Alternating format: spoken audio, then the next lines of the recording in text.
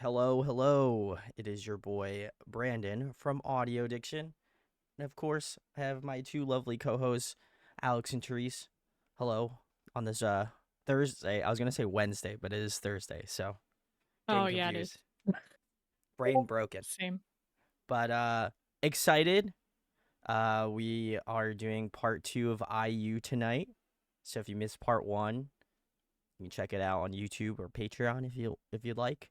But yeah, and we also did a couple live performances last night on our Chaos stream. So I was pretty stoked. So shout outs. If you joined that, maybe we'll do more in the foreseeable future now that IU has been unlocked for me now. So very exciting, very Yeah, exciting. we got a couple questions like what is the criteria for Yeah, whatever yeah, songs yeah. we check out?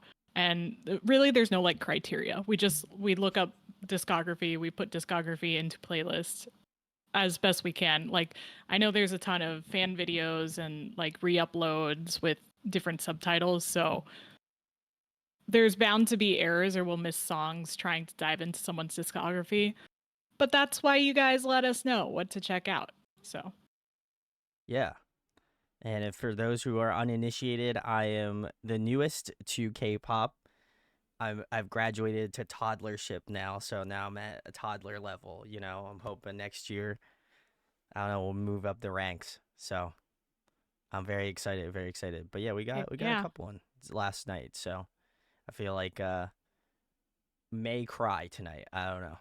We'll see. Oh We'll yeah, see what that's happens. been hinted at. That's been hinted at. So very nice, very nice.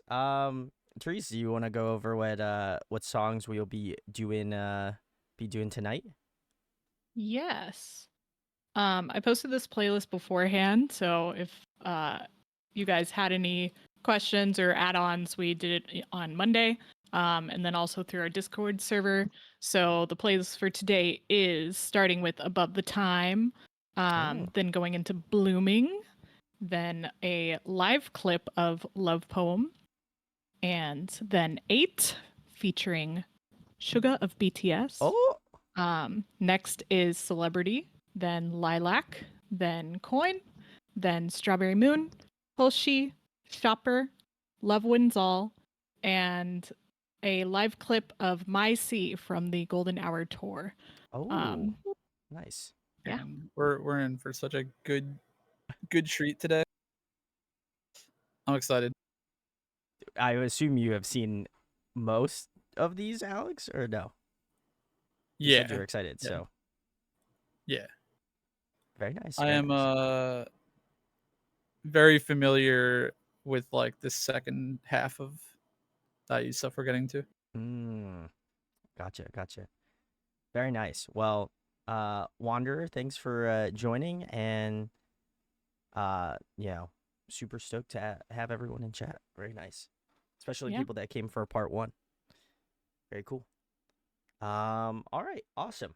Well, the first one, as Trees mentioned, we're doing Above the Time, so I think we should start. Let's get into it. Let's do it. Oh, did I have it correct? Wait.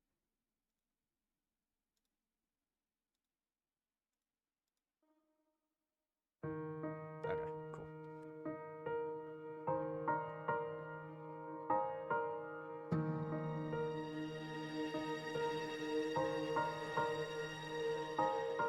서로를 닮아 기울어진 삶 소원을 담아 차오르는 달 하려다만 괄호 속의 말 이제야 어디도 닿지 않는 나의 닷넌 영원히 도착할 수 없는 섬 같아 헤매던 날 이제야 기록하지 않아도 내가 널 전부 기억할 테니까 기다려 기어이 우리가 만나면 시간의 테두리 바깥에서 과거를 밟지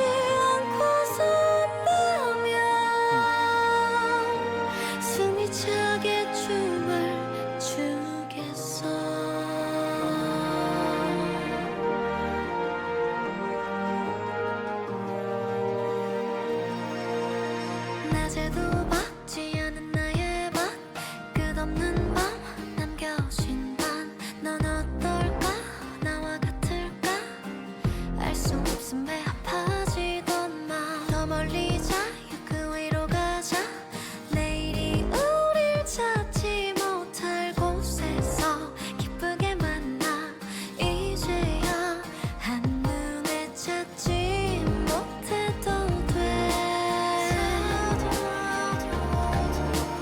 내가 널 알아볼 테니까 기다려 기어이 우리가 만나면 시간의 테두리 바깥에서 과거를 멈지 않고 산다면 숨이 차게 춤을 추겠어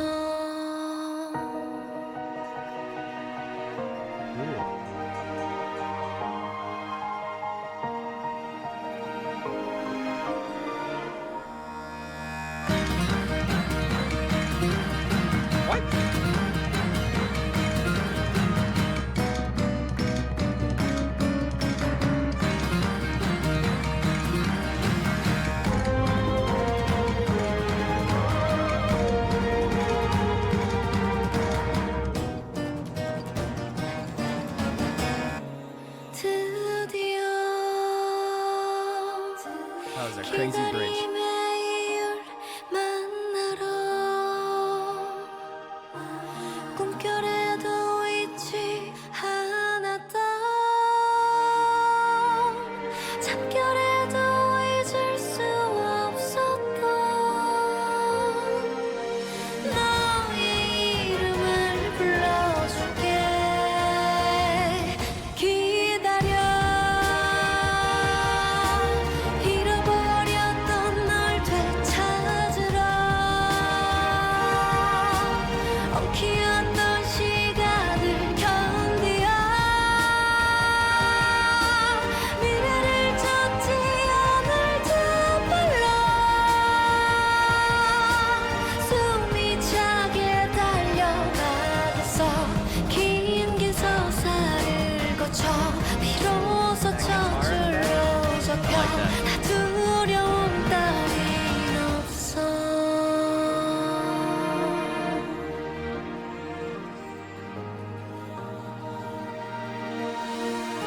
서로를 감아보게 여신 삶 그들을 감아 내려보는 달 여전히 말하고 싶은 말 우리 좀 봐 꼭 하나 같아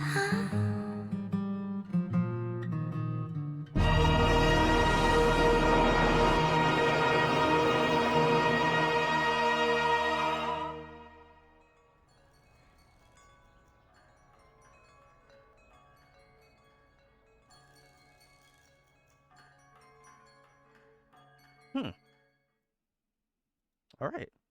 That was Above Yeah. the Time from IU. If you're joining us, thanks for hanging out. Appreciate it. I guess I'll start because I had the most I had the wildest look in that bridge section. I was Yeah. very, very flabbergasted by that part. But Walk us I through love that part.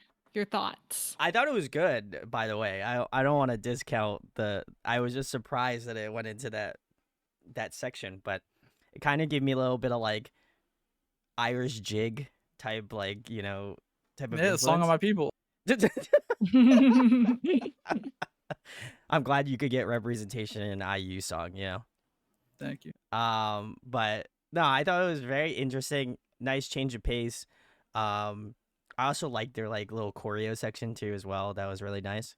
But I think and I talked about this last night on our like chaotic stream that we do actually more frequently now at this point. But I appreciate the fact that she is such an emotionally driving artist, and that's not to discredit any of the other groups that we've had on that we've talked about, but there's something that like I feel like her music and vocal tonality conveys so well and so like to a T that I got to give her so much credit because even in part 1 I felt that, and I feel like obviously as we get into this part 2 and seeing some of her live performances, I do feel like she has this connection, this like unworldly kind of connection to like people in the audience and then people watching her music videos to be so like to be like so musically inclined in that aspect, and so I got to give her a lot of flowers for that. But the song itself was very interesting, really kind of melancholic towards the beginning, and then I think as we got further along there was some really cool like implementation of like some guitar parts, especially closer towards the end of the song, that like jig section which was really interesting. But I thought the musicality was very fun, very light, but I think it conveys a lot of great emotion. And I'm not entirely sure, and if chat wants to correct me if I'm wrong, but is this a part 2 to one of the music videos we watched in part 1? I feel like storyline With the wise goose. with the Yeah, it goose, is 100% a part 2 to You and I. you and I. So I thought that was a nice I thought that was a nice homage to that to you and I. So yeah, I thought this was great, great tie-in. Oh, part I 3. noticed there Okay, was sorry. a lot of. I thought this is a part 3. Is it? Well, because the You and I was a part Oh, part 2, 2. This right? Okay. To uh, what was it? The good day, right? I don't know. I'm Okay, lost I now. don't know. Um, Oh, okay, Gunky hit the wrong uh, key. It is part this is a 2. part 2. Okay. Or 3. Okay. I But there's noticed. been like a continuous storyline, right? Because we've seen some of the same characters over and over again. Good day had a Okay. different bird. Different bird. Yeah, Yeah, but it was. we're in the goose storyline right now. Hmm, The goose story. okay. Um, We're losing the plot, guys, I think. yeah, the connection that I noticed was there was a I think the dates matched up that they showed in this music Right. video and the one from You and I. And also I think that part of the bridge had a melody from You and I in it as well. Like Okay. bits of part of the You and I melody. Which I thought was cool. That little like I don't know what you would call it. Maybe it's an Irish kind of folky Irish bridge thing was cool. Very random. IG festivals. Oh God. I'm kidding. I'm kidding. Irish um, YG festival. Oh God. God. It kind of, I mean, similar to some parts I think in the rest of the song, it sort of came out of nowhere. Um, I think that towards the end, like, I think the entire song was pretty expansive and like building the entire time. Mm. But the parts when it did like elevate to the next level or it did like jump to a new like instrumental peak or it kind of like jumps to a new section, it was very like abrupt, not in a bad way, but like it's a very noticeable steps rather than like a gradual build throughout the entire Mhm. song, which I don't think is a bad thing. I thought it was pretty interesting and it was definitely pretty fresh, especially towards like the end, uh, when like all those swelling orchestral instruments came in, and then there was something at the very end there. I have to go back and listen to it where there's like a very random, like abrupt orchestral hit. Um, but overall, I think the instrumental was pretty fun. I liked in the beginning when they brought in those cool swelling basses, Oh yeah. like that first instrumental to come in besides the piano in the intro. Thought that was a really nice instrumentation choice, and obviously the vocals were great as per usual. There were some really cool harmonies in that begin. I mean, throughout the song there were definitely great harmonies, but in that intro section in particular, there was a really cool like I don't know, almost gliding harmony. Like she was holding notes and then harmonizing with those held notes. I thought that was really cool. It was a fun song. I have heard this before, but it's one that I don't listen to as often as others, just because the genre is not my typical go-to. But solid song. Yeah. I'm reading some of the comments. Really appreciate you guys letting us know the songs we missed. But we will not be adding any tonight. We like to stick to a set Schedule. playlist Yeah. for our deep dives, and then on chaos nights is when you drop all the links. To me, yeah. But I'll check them out. But and if you ever want to mess around on our playlist, we do post them usually and try to get comments and feedback. So regularly check the community page or something.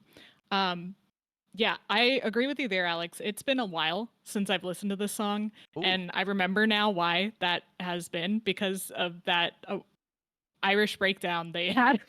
It always threw me off every time the song came on in shuffle. I'd be like, "Wow, this is such a beautiful song," and then all of a sudden, oh, I didn't realize what we were doing here. It just kind of throws me out of it. Not to say it's not a good part of the song. It's just not something that you would listen to in like a regular rotation of music, you know? So, and Brandon, I think you said like it seemed melancholic to you, but to me, it was a lot more like wistful or like journeying. That's fair. Something you would listen to on a ship, like. Well, then the Irish jig would make sense then. Yeah, like I was thinking this track could have been on like the Tangled album, you know, like they're literally like running around the field trying to get to a city, and then when they get to the city, they party it up, and then they continue on their journey, you know. I guess I can Yeah. see where you're cooking from. Yeah. Tree's cooking with the metaphors tonight. It's great. Tangled was like one of my favorite albums at the time. I love that. I love those songs. But yeah, I think it was an interesting pick for like a title track. This is the title track, right? Or is it Blooming? I'm getting confused because knowing like the songs that we missed and trying to figure out the discography of what is a title track, what is a pre-release, it gets very confusing to me. So what era are we in? What is the main lead single? Are they all lead singles? Is this all for the same album as Blooming? Yeah. Because I know Blooming is the lead of. If it's the same, then Blooming is the lead. Okay. I'm pretty positive. Ooh. Yeah. See, I get confused. That's all right. That's why we have comments, chat, all that sort of stuff to keep us in check. So if you do watch this and we miss some, again, feel free to recommend them to me on stream. I am the most active in terms of the streaming, so feel free to give me some ones to check out when we go live. Does IU follow like the typical what we're used to in K-pop structure of having, or what we used to be, of having one title track for an era and then like maybe a pre-release that could be also a title track? I don't know where this like formula came from that we all expect in some ways, but I'm curious if it's different for just like typical music artists rather than K-pop idols. I know they probably have their own system going on. Yeah, it looks like Stern said she usually does MVs for other songs on the album for the others to get attention. In her last album, she had 6 songs and had 5 music videos. So right, but they're not all considered title tracks, right? Because she's not like she's not promoting them on music shows. Not all of them. Okay. So I'm curious what the distinction is, or if there is meant to be a distinction. Because I ask that of like a lot of the Western artists I follow. I'll ask the fan base, like, which one is the lead track? And they're all like, all of them. And I'm like, I don't understand. The singles. I think that's just a difference between K-pop and Western pop, though. Right. Because like you would say like, oh, the new Post Malone album or something. Like, oh, what's the title track on it? Well, it's like there is no title track. You've heard 6 of the singles on the song over the past but there's 1 or 2 tracks that usually hit the radio, and then I don't think it's the same. What? In the West, I don't think so. Yeah, I don't think so. I would maybe disagree with that. Huh. I I disagree with you guys. Because Okay. like Espresso is obviously like a pre-release to an album that was meant to be on the radio. And then there's going to be, Well, there she has was an album coming out. Please Please. Yes. Yeah. And then she drops the album and then she has all these B-sides, but not all of the B-sides make it onto the radio. So Correct. I agree with that. right. So that's where I'm like, do Korean artists follow that same pattern where it's not meant to be like a title track, but there are certain songs that are promoted more than others, I guess it depends on. I mean, again, I'm not on Korean radio, so I have no idea. But I mean, maybe there must be some sort of reasoning as to why some songs, you know, are more popular than others. I don't know if again it's maybe just like I'm curious if they take a look at like the radio, like Spotify plays or something like that. I'd imagine it's not Right. immediate. Because not everyone is going to listen to the whole album. Right, like you said, Stern. Yeah. There are some people that only find the songs being promoted. I don't think know. I don't know in what the to call case it. of K-pop, I think that it's just one title track unless they announce that they're doing 2 title tracks, which does happen sometimes now. Yeah, and And that's you just becoming promote even more songs. blurry. Yeah, and then you just promote other songs that are popular. Like in G-Idol's case, like one of their B-sides got popular. They started promoting it because it gained popularity in hindsight. Whereas like Mhm. I think the case with Western artists is you front load singles Mhm. to get album sales as a whole. For K-pop, unless you are specifically doing like a multiple title track album, those are getting popularity after the album release, which Mhm. does happen in the West as well. Like you have like, for example, future nostalgia from Dua Lipa, Dua Lipa, yeah. that released, and then a bunch of the songs that didn't come out prior to the release then got popularity and became radio play singles in like Okay. hindsight. Yeah. So I Yeah. don't know. It's really blurry, right? I think Yeah. it can happen in all sorts of different ways. I think it's kind of a mix. I don't think there's one specific, at least from what I know. But again, I think there's definitely like the first song, that people are Oh, like, this absolutely. this is gonna pop off. And Yeah, yeah. then from there, they're kind of like either following the fans or like going on the fly. I mean, normally, at least I guess from my perspective of being in like alternative media for a bit now, I'm almost positive that it's if they're signed to a label, then it's them and the label discussing which song that they feel like is going to have the most traction, is going Right. to have the most popularity, and that Yeah, is they know beforehand. correct. They know Yeah. beforehand, and then they'll make a music video and say like, we're gonna put this out as a music video. We're gonna try to get as much like Sirius XM radio play we possibly can, and then we're gonna just keep hammering in like we're gonna keep hammering in singles until we're like, okay, either we have enough singles to put an EP together, or we have enough singles to say like, hey, we have actually an album coming out and it's coming out in a month. You've listened to 5 out of the 12 songs off this album or wherever, Mhm. and then it goes from there. So Yeah. but I mean, to kind of like tangent on this whole discussion, my hot take that I was thinking about recently, I don't really even know if it's a hot take, but I was thinking about this the other day, is I think that K-pop artists should like rarely, if ever, release full albums. Because like think about how many of those B-sides will never get listened to. Like the way that K-pop operates. Like Maybe the smaller you might groups, listen yeah. to full albums, yeah, but that's like true. most people, in my opinion, most people that are like listening to a group casually are only hearing the music video or the lead songs on every mini album or even full album. So you could have a full album with 2 lead like Yeah, that's true. music Right. videos, and then you could have like, I don't know, 10 million plays on those because they have the videos with them, and then Well, you have that's 8 other great songs that don't get heard by 90% of the people that heard the title tracks. yeah. But So I I think think the more frequent, smaller releases you put out, the more you're like casting a wider net,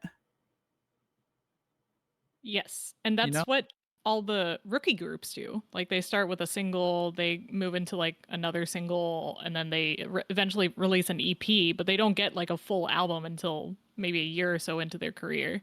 But Mm. that's what Rise has been doing. Rise has a ton of B-sides or not B-sides. They have a ton of pre-releases, and now like the full album is out, and it kind of makes no sense, but does it ever? I used to have like an opposite like thought process to how I do now, whereas I used to hate when groups put out singles or like mini albums, like only mini album after mini album.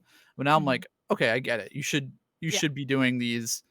You're so much better off in like the general K-pop economy doing 3 releases a year of like mini albums or singles than you are doing one full album every year and a half. You know what I mean? Right. Because then you just look like you get popular and you have a big album and then you're dead in the water for like a year. And the way that K-pop works is like you have to constantly be doing something, constantly be pushing to like the next release or the next tour or the next something, or else you're just locked in the basement. But the full album is good for touring, and the full album is good for Yeah. The fans, full album obviously. I think is great once you're established, and that's what people Yes. want. Yeah, agreed. Like when people start asking for a full album because you've established yourself and you need more music, then I think the full album is the right move. But yeah. I don't know. It's tricky. Yeah, it's definitely a slippery slope, but I feel like now I understand the landscape of K-pop, I would argue. You know what I mean? Like I think it makes more sense for again to have the mini albums and stuff like that to keep the attention. But I don't know. I understand both sides of the fence because it's again, I mean like literally I bought a full album, you know? Like so to me it's like I understand the level of like why people enjoy full albums and why again groups in K-pop will never do full albums, or if they do it's like you have to be established and be doing it for a long time. They do, I think, more frequently than you think. I Like, think so as full well. albums are common. I just think that I guess like what I'm trying to get at is I think they're just full albums are less sustainable for K-pop than they are for like Western markets. Agreed. I would Because definitely Western artists, it's normalized here to like have a 3-year cycle for an album essentially. yeah, Whereas that is like true. if you have a 3-year cycle for a release in K-pop, You're done. you might as well just call it quits. Yeah. That's You know what like I mean? half your contract. I was gonna say, or it could be Yeah. your whole contract if you're Yeah. if you're a 2.5 year like group. That's crazy. So, Yeah. well, Anyway. thanks for joining our side tangent. If Yeah, you've right. if you come to join us, this is what we do from time to time. So, very nice. But we are here for IU. So, let's get into the next one. It looks like we have Bloomin' on the list here, which is Alex's Ooh, my favorite song. So, let's rock. Yay.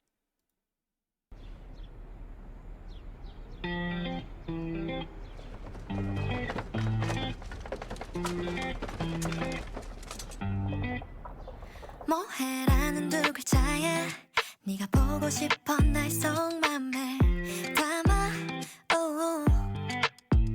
이모티콘 하나하나 속에 달라지는 내 미묘한 심리를 알까 oh. 아니 바쁘지 않아 nothing 나나 잠들어 있지 않아 insomnia 냐냐 지금 다른 사람과 함께이지 않아 나도 너를 생각 중 우리의 네모가는 봄 어디 손가락으로 장미꽃을 피워 향기에 취할 것 같아 오직 둘만의 비밀의 정원 I feel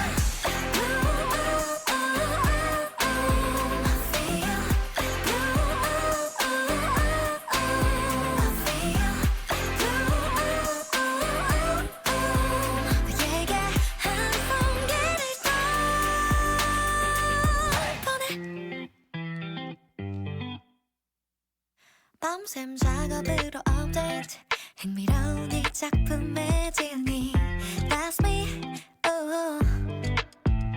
어쩜 이 관계의 클라이맥스 이 막으로 넘어가게 지금이 그 타이밍 같은 마음인 걸 알아 Real la la la 나를 고르지 마라 Reply la la la 조금 장난스러운 나의 은유에 네 발성이 궁금해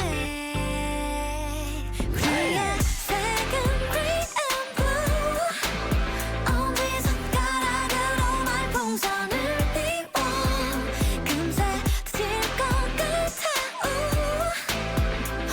우리가 빠져 어지러워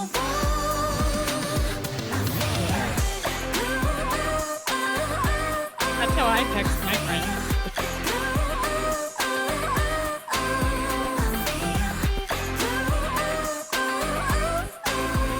내게 가득히 채워 띄어쓰기 없이 보낼게 사랑인 것 같아 백만 송이 장미꽃을 나랑 피워볼래 꽃잎의 색은 우리 맘 가는 대로 칠해 시들 때도 예쁘게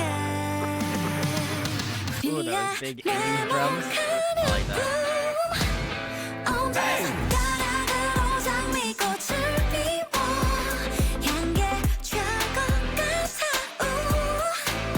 오직 둘만의 비밀의 정원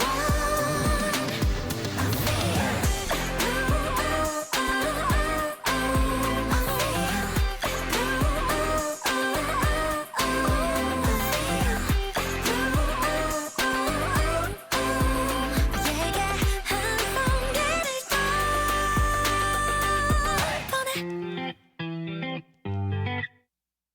Oh, nice. All right, that was Bloomin' from IU. If you were joining us this evening, thank you. Or day, I don't know, wherever you're at. Very nice. Alex, you want to go first since this is your favorite? Sure. Why not? I trying to think why I love this song so much. I put you on the spot. I'm sorry. Try to put A it little into bit. words. Yeah, that's sort of the harder part.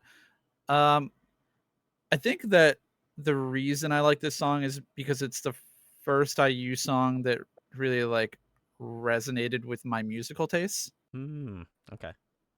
can see It's that. got like a little bit of like that pop rock kind of anthemic sound, but also it is like light and chill with the guitar, like simple guitar plucking. I really liked that instrumentation change up into that last chorus where they had just like the huge reverbed out floor toms Yes. Oh my god. getting into that last part. I thought that was really cool. I also just really enjoy the music video a lot. I think it's like really playful. It's I think one of the best music videos of her like just being cute and like showing off her personality, and it's like very like I don't know, trying on all the clothes and like all the funny dancing and the blue hair. I don't know, all Yeah. together. It's just a solid music video, solid song. Also like the lyrics and the theme of the song are pretty relatable. I don't know. Overall, I just think it's a solid package. Like the instrumental, lyrics, music video are all just like exactly where they need to be for me. Cool. I guess I'll go next. I also enjoyed the song a lot. For not hearing this one before. I think I would agree with Alex. I really love the guitar in the song. I thought that was like again, anytime you can throw a guitar riff and some K-pop, you got my attention. So definitely like that a lot. I think as well as that, like a lot of her melody choices in this song were very like ear candy, like very hooky, and I think that was kind of like the main selling point to me, at least for this song, was just the way that she kind of went about some of those great melody choices. And I think she's always done a really great job of it. But I think this song really kind of is a good exemplification of that. Um, as well as I thought her humor was like a lot more apparent. I feel like in this music video, and that's not to discredit the ones we've listened to before, but I appreciate the fact that she was just like some of the dance moves. I was like, yeah, I'd probably do that. You know, like I could catch myself probably doing something similar or whatever. And so I think there was a level of relatability there. Um, and I think Jekka said in chat that this was about like someone flirting on iMessage, and she was throwing like stuff over as like emojis. So I was like, now I get it. It makes sense. I was just like, why is she throwing a bear like over to her neighbor or whoever it is? So I feel like contextually it makes Obviously. it. Wow. I thought it was apparent. I wow. Like she was throwing things over and then they were throwing things back. Like it was a form of communication. I don't know. They could have been angry neighbors, you know. There Oh could my have been god. some tension, you know. Oh my god. You can also text your angry neighbors. I'm just kidding. But The no, overall, mailbox thing wasn't a clue for you. no, no. All those things went out the window. Um, but yeah, no. Overall, I thought this was a great track, very like light. And I also appreciate the kind of I think there was a lot more like synth pop, kind of like a little bit of '80s influence in there as well too. So I appreciate that element of it. It kind of actually reminds me of like a little bit of a slower version of like some band Camino songs. I don't know if you guys have ever heard of that pop rock group, but they're very sick. But some of the instrumentation remind me a lot of that, and I love that band so much. So I feel like if anything, I'd love to give them a shout, as well as obviously this song kind of being well in my wheelhouse musically. So great track. Therese, your thoughts? Sorry, I was on my phone because I was checking into my flight to go see IU. Let's go. Oh my god. Yeah, I love Blooming. Favorite parts of the song are definitely Blue IU. I think that hair color looks so good on her, and pretty much any idol I see. But mostly IU because That's it's fair. IU. Respect. Also, favorite part is the ooh ooh that she does. And yeah, it's just I think it's a really nice, lighthearted song. That kind of breaks up her discography if you're listening through it intently. They get either heavy or they are kind of over the top with all of the like big band and sort of theater tracks that we hear from her. So I like this as another option, similar to like 23. Yeah. I Yeah. can definitely find like a correlation with that. She does those like lighthearted, like just fun tracks super well. I think she's able to like She let does. loose a little bit more. So I agree with the Gunky. We did check out some live clips the other night, and I just felt like she was just vibing, you know. So I imagine this song Oh is. yeah. I feel like this song is definitely one to see live because she's just probably having a good time, getting some good crowd engagement, you know. So you have to Also, set. I'm wearing my concert fit, so Oh, rate it for me. is it the IU? Oh, nice. It'll make more sense to Brandon later. Yes, it probably will. So very nice, very nice. All right. Well, I think we're gonna keep it moving here. It looks like the next one we have here is Thanks, Love Sarah. Poem live clip. Very nice. Ooh. Let's go. We love a live clip. Let's check it out. This is from Palette. Yeah. Oh no, wait. Love poem? Like I use Palette. The show. Oh. I don't know. Doesn't look like it. Yeah, I don't.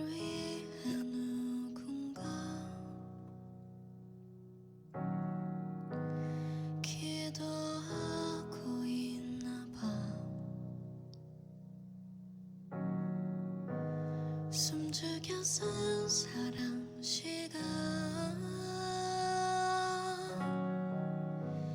낮게 들리는 듯해 너에게로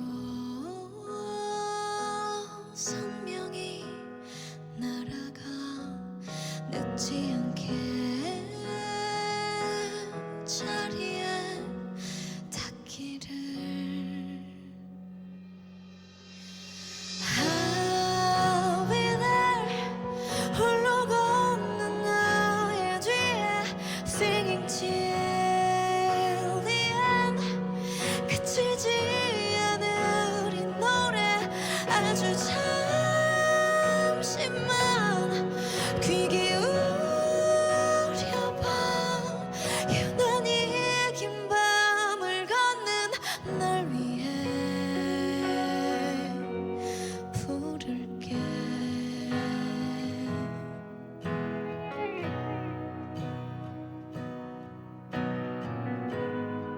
Great arrangement so far too.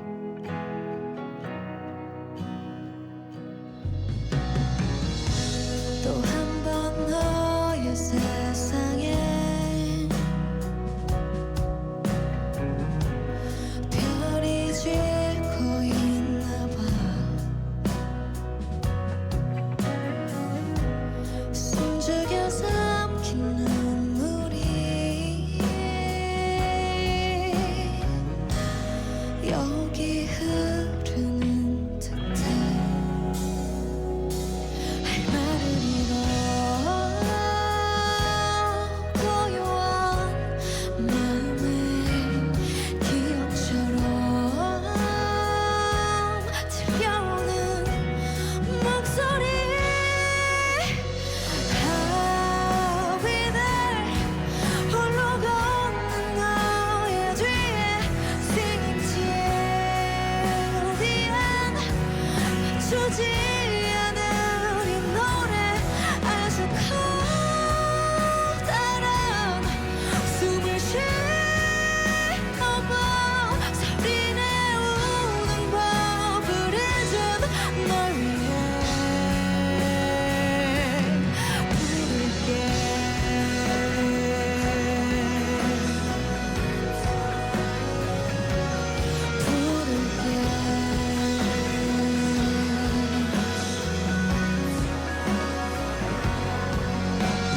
Here I am 지켜봐 나를 난 절대 Singing till the end 멈추지 않아 이 노래 너의 긴 밤이 끝나는 그날 고개를 들어 바라본 그곳에 있을게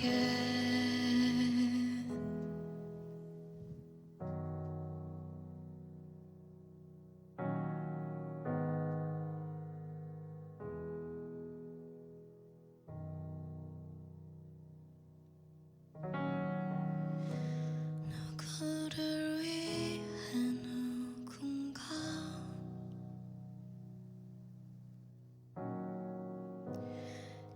기도하고 있나 봐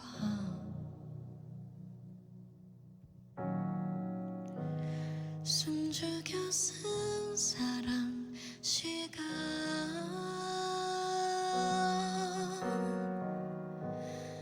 내게 들렸으면 해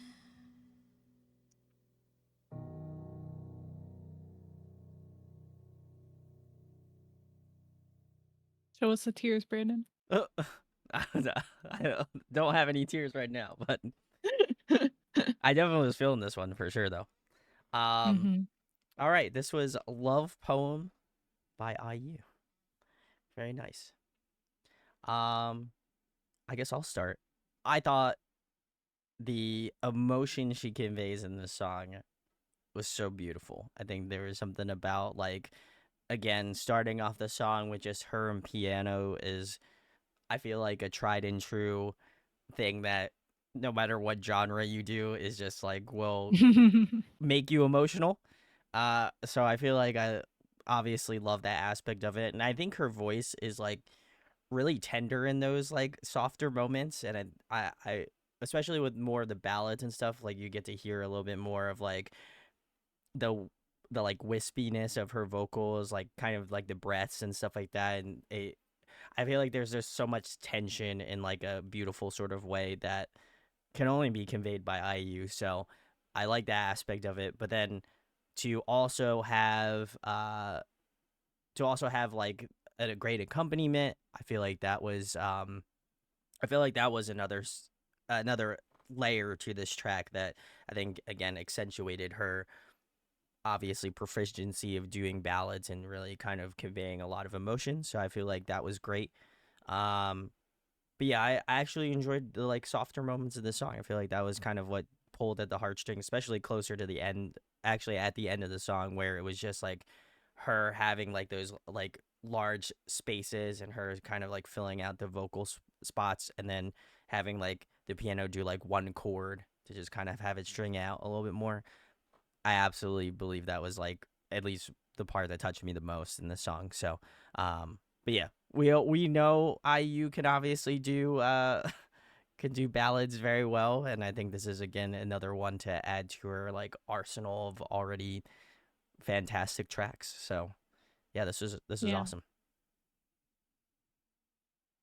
Um, yeah, this is a great song.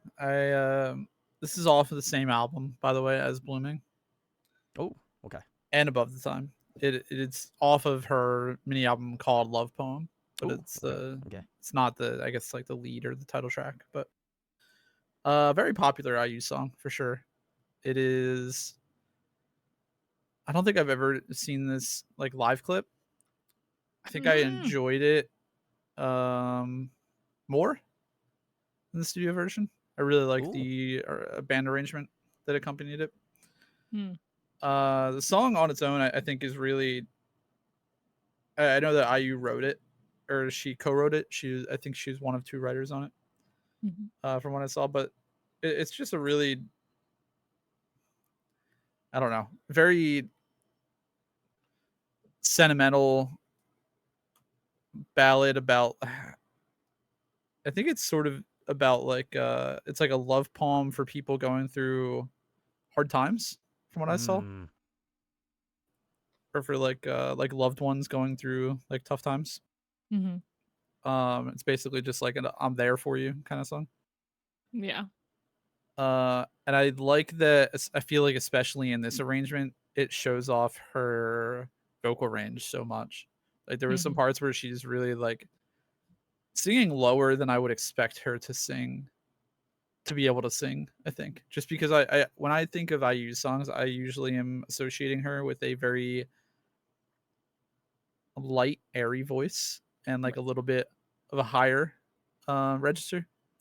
But hearing her like hold out some of those like lower notes in the song, I think just give it so much more mm, like dynamics to Mm. the song. Sure. Yeah. I really enjoy it. This is a good live clip. I'm glad I haven't seen it before. Therese. Yeah. The reason I chose this to show is because this particular live clip, the album Love Poem came out in, I think it was 2019, Ooh. but this particular live clip was uploaded during the Pandemi Lovato. So it was I don't want to trigger anyone. So it was a big one. It was a big one for me. I especially when I was kind of being forced to listen to slower songs because there weren't a bunch of like summer bangers coming out. I rediscovered IU because remember there was that lapse of time before watching Dream High to like finding BTS, and I was like, K-pop? I don't know. But now, yeah, Genre. rediscovering IU, um, getting into some of her music again, and then like it's such a heartfelt song, and you don't need I should have added, like, this video with English lyrics, I didn't even think about it, but, but I I think that she puts the message across so well, and it's especially emotional because she's trying to, cheer up her fans, and she's Mm. also needs cheering up, so it's also kind of a different mood, And I do think IU has like two different kinds of voices, where there's the really lighthearted kind of commercial voice, not like in a bad way. It's literally just like a easier to listen to voice. And then she also has this like deeper like tonal voice that she reserves for like her ballads or her really high orchestra songs. And I love both of those voices, but I do think it's the dichotomy of like being able to do different kinds of genres. And she continues to experiment like that, which I really enjoy. But yeah, it's just a beautiful song. It really, I love this album in particular. I just all of it, every song on it, and it's I think it's an EP. Okay. It says single album, but there's 6 songs. So Love, okay, not just a Spotify. single. Love Poem is her 7th mini album. Oh. Yeah. Okay. Wow. Kudos to her. So yeah, Very nice. Very good nice. song. Lady J also says, You thank did? you for the recommendation of Dream High. So. Oh my gosh, you're gonna have so much fun, and then you're gonna cry. Oh. That's how it goes. Oh boy. Yeah, no, I gotta, yeah, I gotta agree with Therese on that. Like, I think the versatility of IU has been really impressive. Where I agree with you, having that like voice that is like what you would attribute to more of her more pop stylized tracks, like the ones that are like you would again commercially see. But then having a song like this, like I think it's so insane that you can have somebody do something like this and sound that type of way and draw out the emotion, but then have a song that is just like really lighthearted and goofy, but still, you know, she's got the chops to sing. So I think it's equally impressive that she can kind of live in those two worlds very seamlessly and still obviously put out songs that you're like, oh, I can dance around my like kitchen and listen to like at that song, but then like cry my eyes out to Love Poem, you know. So I think it's I think it's very impressive, and I think again shows off her skills as an incredible vocalist. So big salutes. All right, cool. We're gonna keep it moving here. We got is it 8? Is the next one? It's 8. So yeah, this is actually an animated music video. Oh, okay. Very nice, very nice. Gunky says the fan theory about 8 is that she wrote this to 2 of her close friends that I'm not gonna say the rest of it. You can read it if you'd like. Yeah. But And also 8 is referring to the age 28, right? ooh, I believe that's the reasoning. Okay. I always assumed the 8 was man, now I feel dumb. I always assumed the 8 was like the infinity sign, but like Oh, well, I think that could also Ooh. be used that way. Yeah. Yeah, okay. It's Because she ate. Well, let's find out. We're gonna find out. Oh, The answer is yes. Let's go.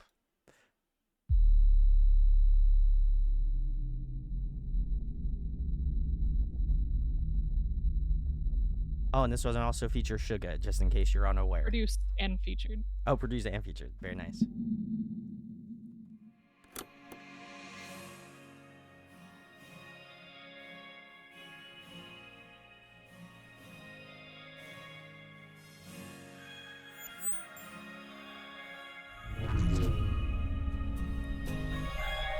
So are you happy now? Finally happy now, yeah. 뭐 그대로야 난 다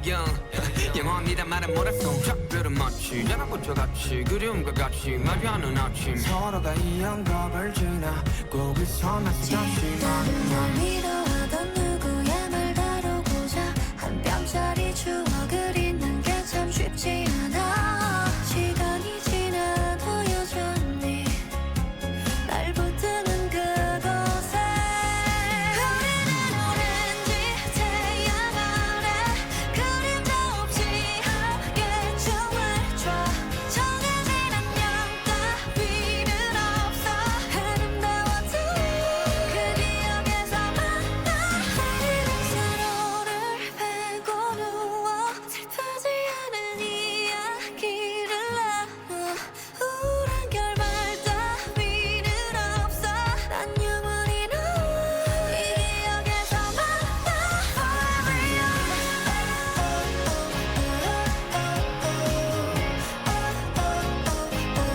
Forever young 이런 악몽이라면 영영 깨지 않을게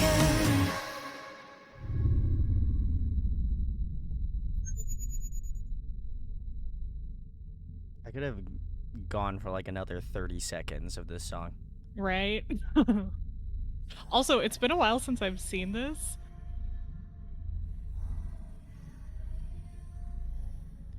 I only remember the animated parts.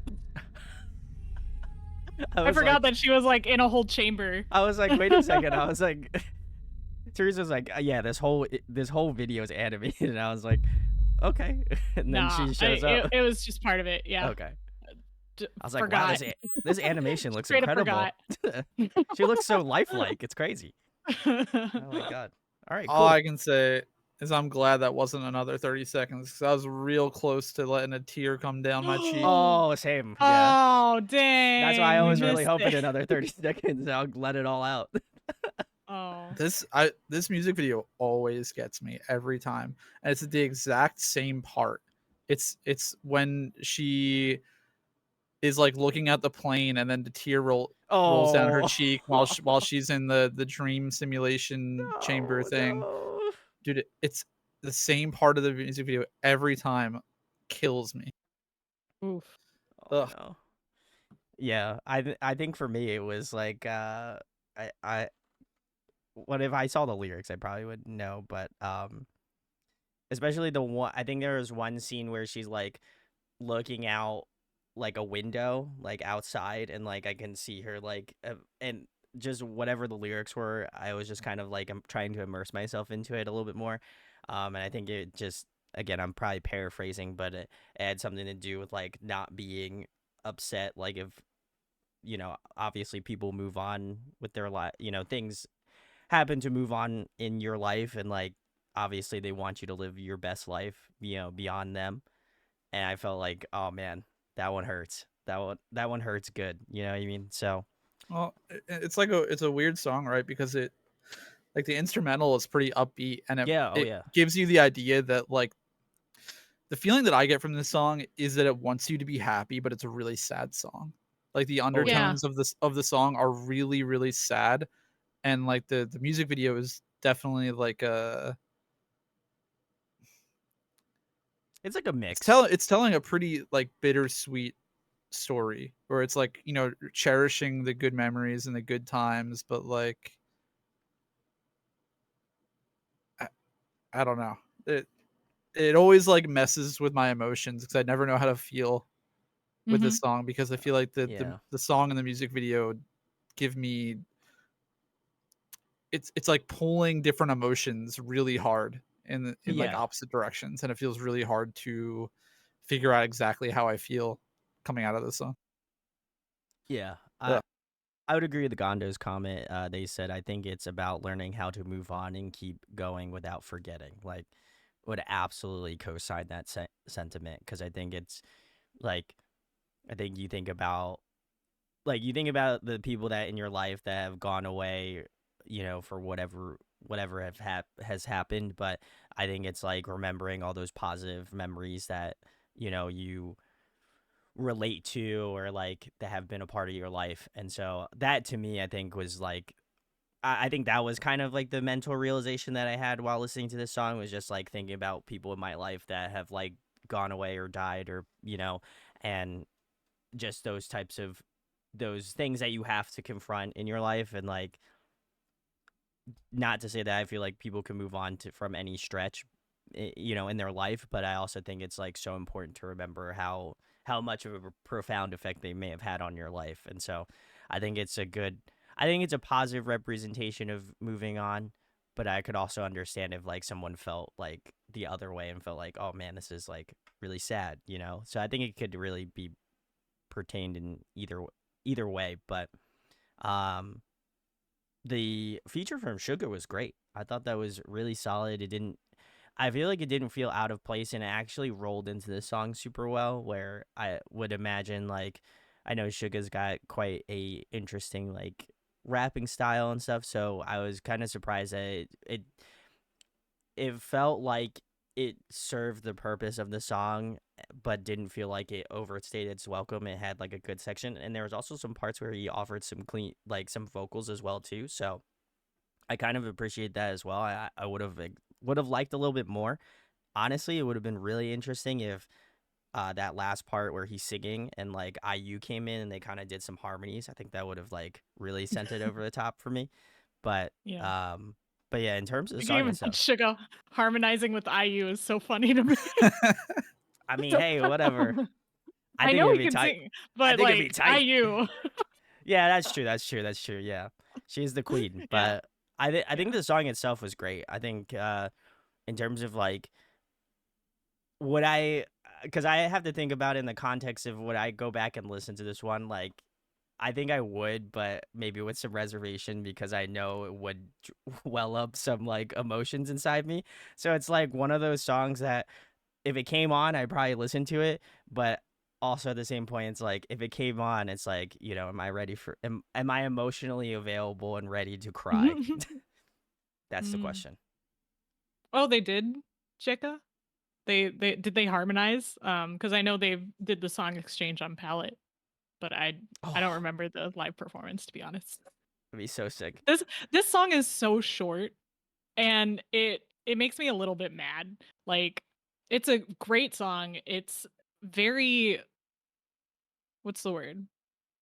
It sounds like a produced by Suga song. Mm. Which if you haven't met me, I'm Army. Um, I listen to Wait, a lot what? of produced by Suga songs. And he does have a very commercialized way of producing, and I think he's talked about like, I like producing pop music and I like producing music that people will generally find appealing. So it's not like a bad thing if that's what you like doing. But I think, and I think IU also has those songs where she has a commercial voice, and like I said, she has that like really deep tonal voice, and she kind of uses both in this. Mm. So I was a little torn, kind of like you guys, whereas like I don't know whether to be happy or sad, because when I'm listening to this in the car without context, I'm like partying it up, like windows down, and and then like, yeah, watching the music video, you want to cry quite a bit. So it's really confusing.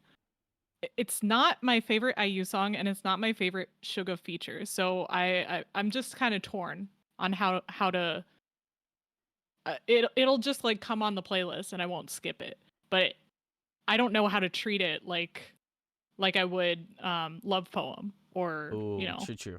Love Wins All, or something like that. Like, it's hard. I I feel think like this is it's very contextual. Like you said, yeah, if you're listening to this in the car and you have no context, you're not watching the music video, you're not like actively listening and hearing the right. lyrics out or seeing them, like you just be like, ah, cool, this is a fun song. I like this. IU's giving us a lighthearted, Y- like solid song. But if you're like And sitting here watching the music video, reading the lyrics, you're like, ah, shit, I gotta confront right. Right. something. I was gonna say, I And think the music video gives you most of the context that's needed to like Oh, feel yeah. more what the song is actually about. so, and I remember Suga talking about this, and how I think he like wrote the song and then just sent it to IU, and IU was like, "Yeah, I'll sing it." like it was a really easy collaboration. He literally just emailed her and she emailed him back, and then they had a song. That was what it sounded like.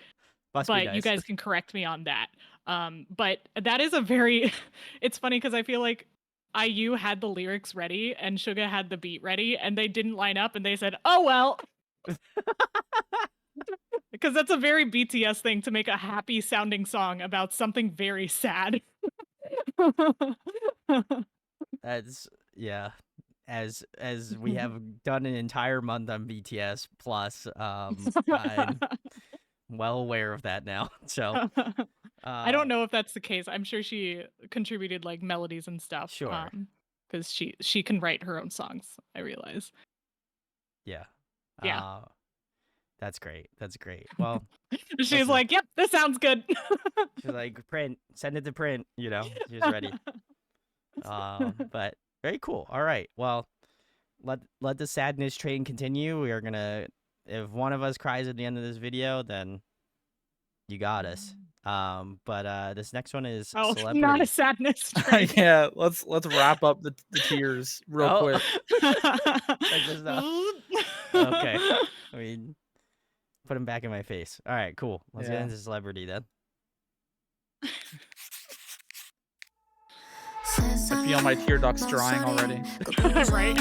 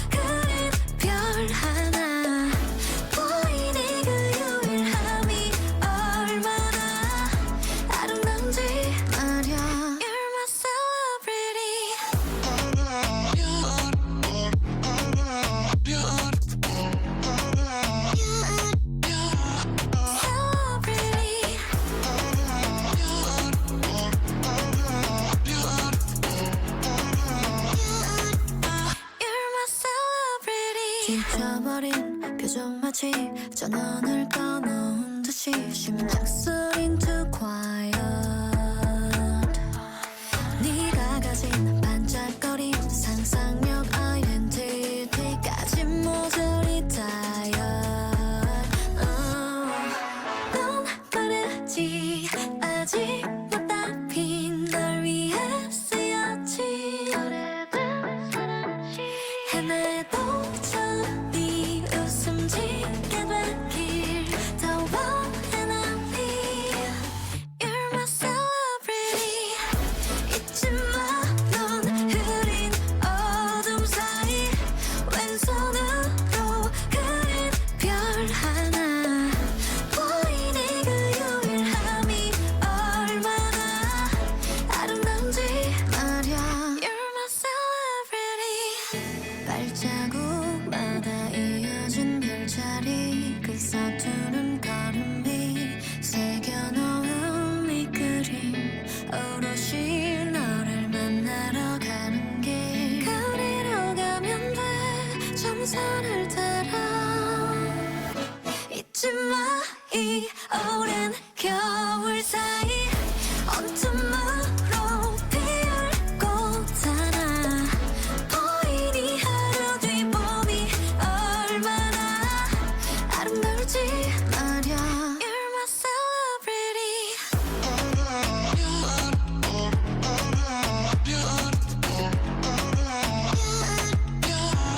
celebrity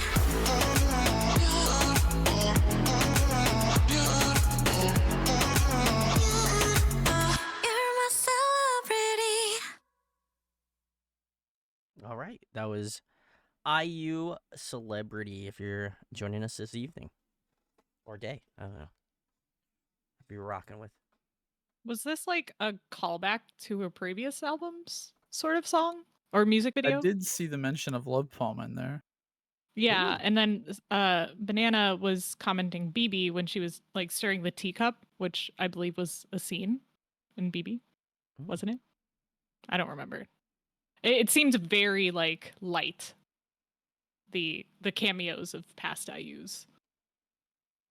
The IU multiverse. Yeah. We like it. Did you want to go first, Therese? Yeah, I don't have much to say. I feel like it was it's kind of funny thinking about like the amount of time that was between Celebrity and Love Poem, or like Celebrity was a pre-release into her next album, which was Lilac, right? Um yeah. Yep. And uh it kind of felt like so much time has passed that it was strange to see her like dancing. And she had like the zebra hair, like the pink She zebra did, yeah. parts and like highlights, and I was like literally thinking, are you in her trendy era? Which in some ways seems out of character, but she has a lot of different styles and different music, I know. um but I remember people were not crazy about the song, and I think it was the amount of time that passed, and to get a pre-release that was a lot more commercial than I think they were expecting from, oh my god, a new IU album. So but it made the rounds. Oh my god, you could not escape this song anywhere you went. Especially if you were in Korea. But literally every single day, I didn't even look for it, it found me. Even if you didn't want it, just be like, here you go. I was like, Yeah. here you go. Here you go, Therese. I guess I'll go next. I thought this one was pretty solid. I think again, listening to a lot of these songs back to back, I feel like is so interesting. Because I think again we just listened to 8, which was like a real like emotional tearjerker in some ways. And this one feels so light and just so like so much more fun comparatively. And it's just like again, I kind of feel a little bit of like just a smidge bit of like whiplash in that way. And that's not to discredit the song by any stretch, but I think because we're listening to these songs in this order, it can seem a little bit intense. But I thought this was nice. I kind of like the incorporation of like the like soft like EDM type vibes in this song. I thought they were interesting inclusion. I feel like in past songs she has incorporated like electronics, but I feel like this one is more like more on the nose, more of what you would expect. Again, I'm gonna use Teresa's term of being commercialized, and I feel like this definitely has that sort of like sound you would expect.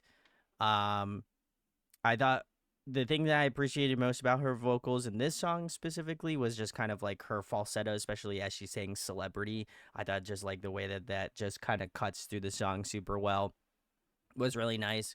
But yeah, I think overall, I think this was probably like middle of the road. I think this is a very solid song. I'm curious to see what else is on this release. Which I don't know if we have any more from this release. I'd imagine possibly. We have at least 2. At least 2. Okay. Yeah. So I'm curious to see kind of her range as per usual, but yeah, I think this is just like one of those more like light, airy sort of songs, and I think she does a really great job of kind of incorporating her fantastic vocals into this song. I also like the little bits of like I guess I wouldn't necessarily consider it choreo, but there was definitely some like obviously her dancing in this, and maybe like a smidge bit of choreo in the music video. So definitely appreciate that a lot. But yeah, overall I thought it was pretty solid. Yeah, I'm pretty sure the song has like a whole choreo Oh, uh okay. I think she has a sequence. performance video. Yeah. Yeah. Yeah, there's definitely a fair share of IU songs with actual choreo. Mm, okay. Um, this song to me is just very light and bouncy Ooh. and fun. And there's not it's hard coming from like 8, Yeah. and songs that are definitely a little heavier and carry a lot more like sentimental weight, where I feel like I can understand how this would feel a little bland maybe, or a little empty.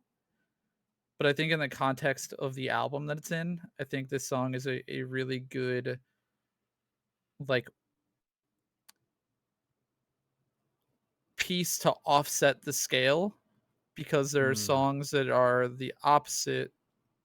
There are a lot of songs on this album that this album is really really good, by the way. Um, we're checking out I think 3 songs from it.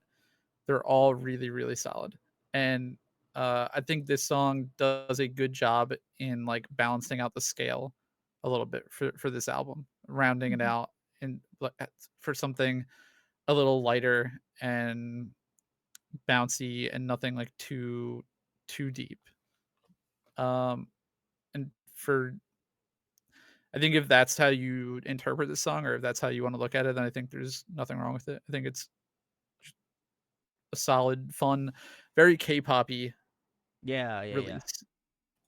Um, and I don't really love that style of EDM anymore. I think around the time this came out, I probably did. I remember liking this when it came out. Mm. I think it's a little dated now, like that kind of I don't know the exact genre, but I associate it a little bit with like the Chainsmokers, I was gonna say you that. know, That was my immediate thought. Yeah. um, whatever that like pop house, pop future bass, whatever you want to call it. I do like that the second part of the chorus though, and that like vocal sample melody comes in. I think it's fun, and I think that's the parts where they showed off the choreo a little bit as well. That was fun. Um, yeah, I don't know. I'm sort of in the same boat. The song is a little bit middle of the road for me. Yeah, it looks like Jekka said that IU loved Oh My Girl's Dolphin, so she wanted to work with that producer. So Good I choice. didn't know that. timely. I didn't know that it was the same producer. That makes sense. And that's very timely because we will be getting into Oh My Girl next. So come Yeah. join for that if you feel so inclined to. But yeah, Yep. no. I thought this is interesting. Um Ariana, thanks for joining. They said IU revealed that this track was inspired by one of her friends. Her friend was different than the others and got called odd for being different and unique. Oh, I thought it was about her, like, well, I guess it could be both, but yeah. when I first watched the music video, I got the feeling it was about her telling herself that, like, she doesn't have to be everyone else's celebrity. She could just be her own, a celebrity to herself. I don't That's know. true. That makes sense. I think it could hold dual meanings. I don't think there's one that's True. greater than the other. Everyone can be a celebrity, even IU. You're right. You're right. Very cool. All right, cool. We're gonna get into the next one, which is Lilac. So let's see what's This going on. is the coin, or this is the title track. I just said the next song that we're going to listen to on this album, but this is the title track of that album, and also the first track on the album. All right, cool. Let's rock with Lilac.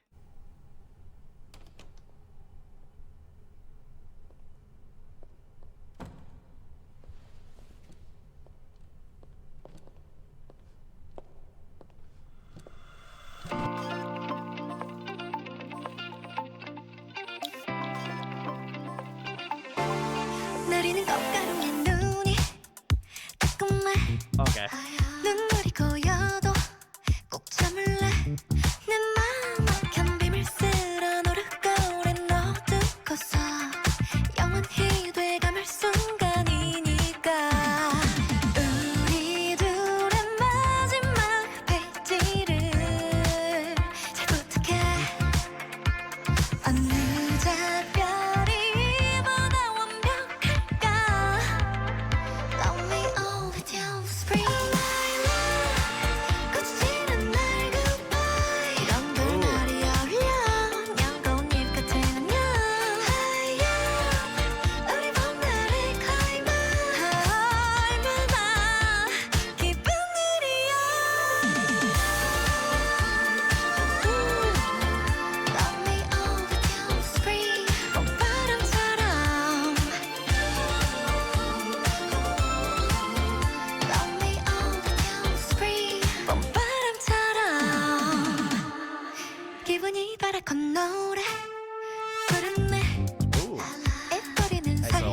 action.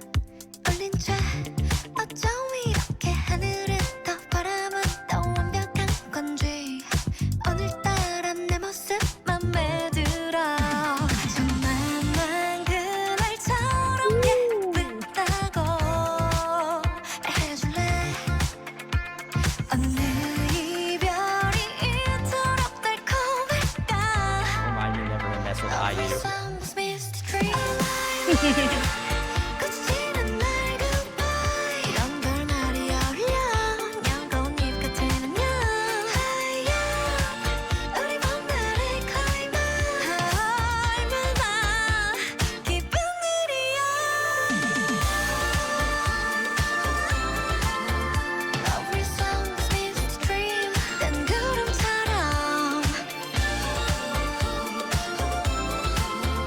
Every song's missed dream 난 구름처럼 너도 언젠가 날 잊게 될까 지금 표정과 오늘의 향기도 한점 사이에 스쳐간 봄날의 꿈처럼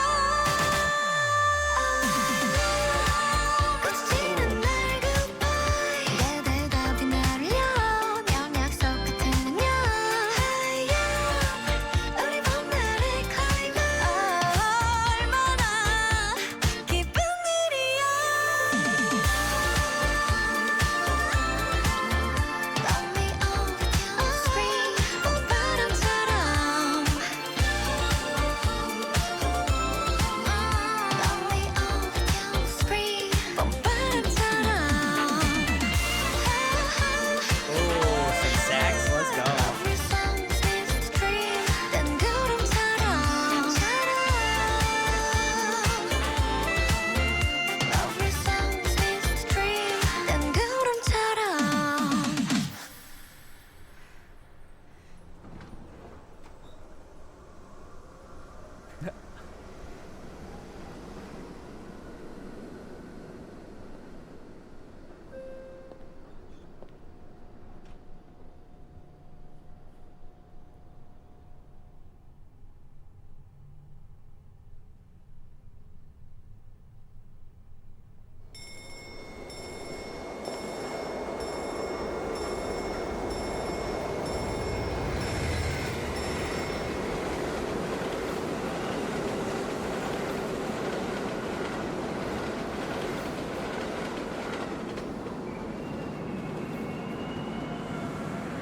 Stop looking at me. No. I couldn't handle it. All right, that was IU's. I just imagine someone is coming like- into the stream and That just see is a streams very going, weird- "Ah!" That is a very weird, like, she knows we're watching moment. I know. Anytime there's like eye contact in these Is that K-pop fourth music wall videos, break? I have to look away. I'm like, oh my god, no. I don't deserve to look was- upon you. I was ready for like those red beaming eyes to come out, you know, like the memes. Ah. Oh my god. I just, my God. like I said, I just imagine if someone timely came into stream and just saw you scream at IU, and that was their only context. But anyway, if you are just joining, this was IU's Lilac. Thanks for joining. We are doing part 2 of her deep dive, so thanks for joining. I guess I'll go first. I love a good funky pop track, and this is very much in that lane. So I'm gonna love it. This is a great track. I will also say I did notice at the beginning of the music video when she comes in and it says like, "Where are you going?" and then I saw in the back it had like a list of like all of her previous albums or something. I'm pretty sure. Very good. I thought that was very 10 cool. points to No. Oh, you didn't even calculate all your points. No, from not BTS. Yeah, I points didn't again. calculate it. Oh man. Well, now you It got was more than you had before. Yes, let's go. All right, cool. Which was 0. Yeah. But yeah, it was very cool. It was albums. Okay, cool. Thank you, chat. No, I thought this was great. I love the like horn sections that they included in this song. I think her vocals were like super warm in this track, especially like in some of the more like wispier vocal sections, especially in like that pre-chorus to chorus section. I thought that was really nice. And actually, and I'm not trying to like compare or anything, but for whatever reason, my brain was like, oh, this kind of reminds me a lot of like how Swan from Purple Kiss kind of has that sort of like warm, wispy tone to her vocals too, as well. So I think that was like my brain doing a correlation to give a shout out to Swan. Um, but I thought this was obviously a music video where she was just having a good time. She also was able to show off some of her acting chops in that like fight scene. So I'm never gonna fight IU. Don't worry, chat. It'll never happen because I know I'm gonna lose. Um, but I thought that was really neat. And then again, I always was already enjoying the track for what it is, and then they added saxophone into it, and they rested my case for me. So, yeah, I love this song. This one is definitely up there, with some of my favorites so far. Yep. I think that this is my favorite of the three. Mm, mm, Oh, I had to hold on. I have to retcon because I think we're listening to 4 songs from this Yeah, Celebrity, album Lilac, total. Coin, and My Sea. Okay. This is my second favorite of the 4 Okay, songs okay. we're listening to from this album Best tonight. for last? Yes. That's wonderful. Save the best for last. Uh I kind of just agree that I love a good like funk pop fun song. I like the little bits of like synth pop influence that are in it. There's a lot of like 80s drum samples. oh yeah, oh yeah. Really cool like funk guitar. I also really like the sax that came in at the end. The choreo is fun. Tons of like references and I think people in chat mentioned that this song is sort of about like, you know, or I don't know if about, but it references like her old albums and like moving on to, you know, her 30s or getting older and stuff. Um, yeah, I just think it's fun. I think that I like all the scenes in this video a lot. Like they're Mm. very different. Obviously, like you have like the whole fight scene. You have like the one that's like a nightclub scene. Yeah, You yeah, have yeah. like the whole I don't know festival scene in the in the one train with like the sax happening. You got the little choreo shot like in the on the train platform.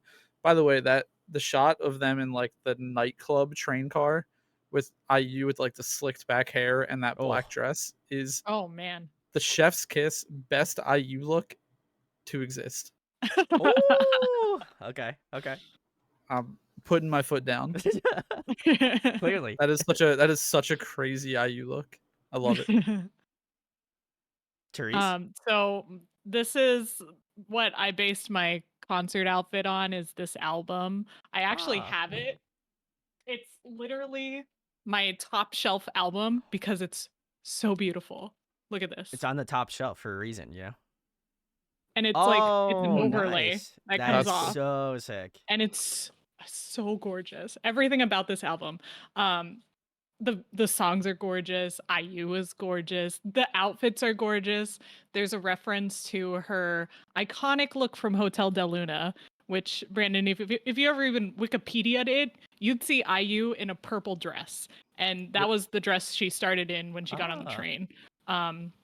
And it was like an album that was saying goodbye to her 20s. Hmm. Because at this time she was about to turn 30 or she had already turned 30. I feel. Yeah. And I feel like it prepared me for my 30s. Like I all of a sudden got really excited to be 30 because I was like, oh my God, I'm going to be 30 like IU. So, right. So I think it's a little bit scary leaving behind your 20s and you don't like you can't always just live for yourself anymore. There's so many other things that you're trying to do in the grand scheme of things. So I think that's she's able to capture that nostalgia so well. And the song just makes me so happy. And I think it's because it uses so many different instruments. And someone mentioned that the actor from Good Day was in it, which makes sense because I was thinking about Good Day and how in that song there were a bunch of different instruments, like a bunch was of gonna different say, instrument yeah. features. And this kind of has the same format, but in a very different, like, musical sense. So it's got like the retro sounds that were pretty popular. It's got the more modern sounds that we're used to hearing. It's got IU doing her breathy vocals and also her belting. It's got everything. It's perfect. Yeah, But it those, is my second favorite song. those long notes she was hidden in those choruses were fantastic. And then Oh, yeah, that was awesome. And they put like just a smidge of like reverb on it, but just it carries throughout. And then mhm. having like her do her like main vocal parts are just so nice. So I think whoever did the production for this song, chef's kiss to you, did great job. So, oh, Tari- I'm still here. I think Uh, I think I bumped my table. Teresa's gone. IU, it was because I freaked out. it's because IU is staring, at all of us, and she knows we're watching now, apparently. So, is what it is. Okay. Sorry. IU broke her. Woo! IU was too powerful, in that last scene. But very nice, Oh. very nice. Well, we're gonna keep it schmoving here. We got Coin next, so let's get into it. Very excited.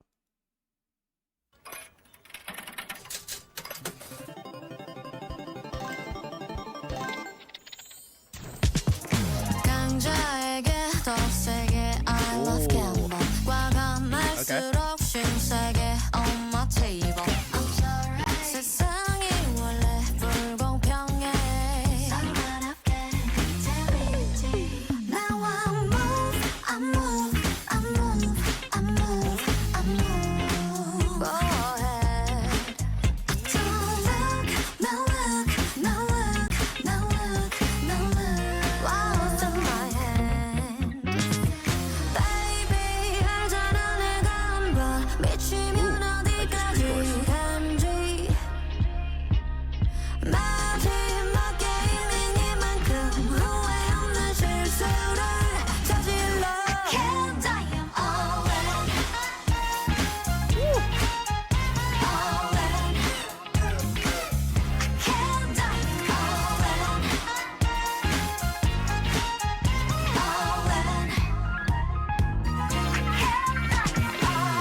Born to be gambler 배운 적 없지 even no tutor 최악의 패를 가진 거 싹쓸어 한 수 배우고 싶음 더 yeah 깨거라 승리를 손에 꽉 잡아 말아줘 월스 말해줘 저리 가서 놀아줘 이제 no kiss zone 이 경기 살벌하게 나는 목숨을 걸어 like a bullfight Vamos, vamos, vamos, vamos Go ahead Still wrong, new rule, new rule, new rule, new rule Oh, too bad Baby 알잖아 내가 지금 이 판에 도대체 뭘 건지 마지막 배팅이니만큼 엉망으로 테이블을 어질러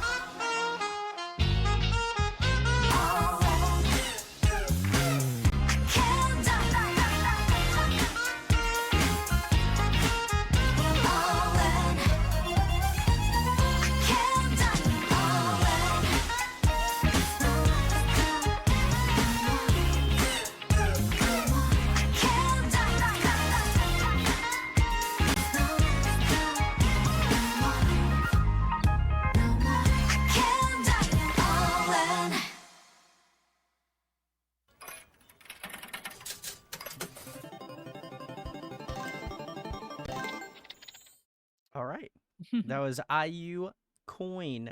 If you are joining us, very nice, very nice. I guess I'll start again. Very similarly to the last song, I also enjoyed this one. No surprise there. I feel like this one was very fun. A lot more. I think there's a lot more like big band influence in this because there was a lot more like horns. It was a little bit more like horn forward, which is you won't see me complaining. I like that. I think vocally though, this was probably the most different and the most varied that I feel like IU has done in like one of these types of songs. Um, I really enjoyed like her low like timbre to her voice in this song. I think she hit like definitely like a lower register, and I would love for her to utilize it a little bit more because it just had this like a little bit of a like sultry sort of feel to it, and I really appreciated that. Um, the second verse, I don't know if it's technically considered like a rap, but it was very interesting to see Yeah. her kind of do that because again, have not heard her do this prior to any of her like title songs prior to this. So that was quite a surprise and I was very thoroughly impressed by it. Um and then I would probably say this one feels the most like K-pop ish, if that makes sense. Like I feel like some of her songs like kind of teeter on that realm, and I feel like this one is like I could imagine another like a group doing a song similar to this. So I probably enjoy it for that reason, but I also have to give a shout out to just the versatility of IU in this song because I think she was able to tap into different potential that I wasn't really giving her flowers for because I didn't really feel like she was tapping into those types of music, but it was really cool to see her kind of expand more on that. Thought the bridge of this song was really fun, really interesting as well. And then on top of that, just a comment on her fit. I love the like overalls and like the like dress shirt. I don't know. She just was looking really good in that fit. So that was probably another good selling point of this MV as well too. So yeah, overall, great track. Love it. This song for me is like a little bit of a mix between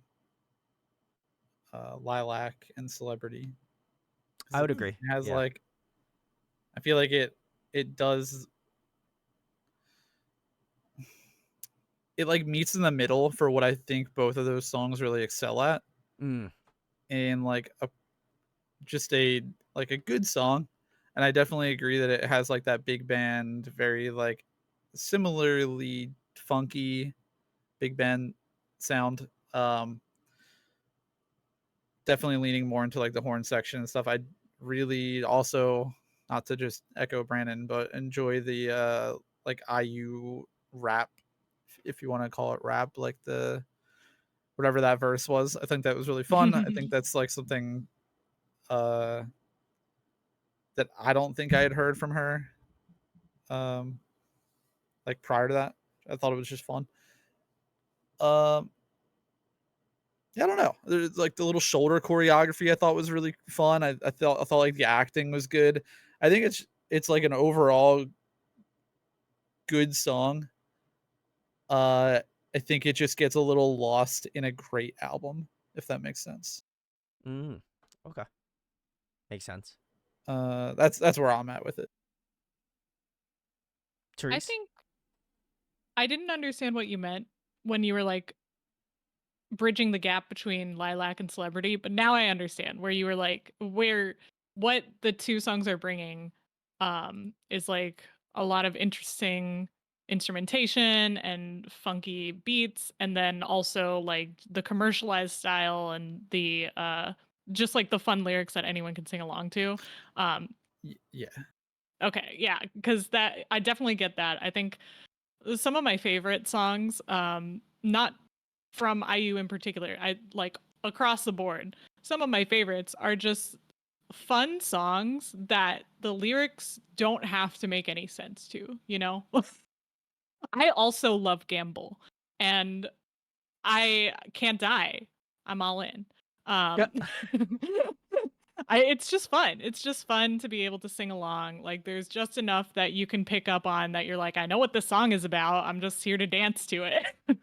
um, I think it's a really interesting track. I didn't understand what kind of instruments were playing in like the brassy parts of the chorus. I thought it might have been like a saxophone. It's so like tight. Like I didn't understand. If anyone can tell me what instruments those are or what formula of instruments. um it's fun. It's just fun. Also, I don't know if this is like a poor person thing, but anytime I see a scene with people and a bunch of like those stacks of gambling chips, I'm just like, that's not real money. You could throw that on the ground. What are they doing? Playing for these pieces of plastic? That's not real.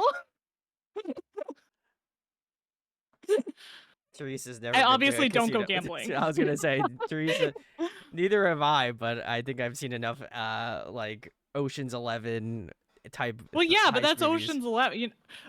Well, they're They're playing not at casinos. I mean, That's a casinos are movie. real. I don't know if casinos are real.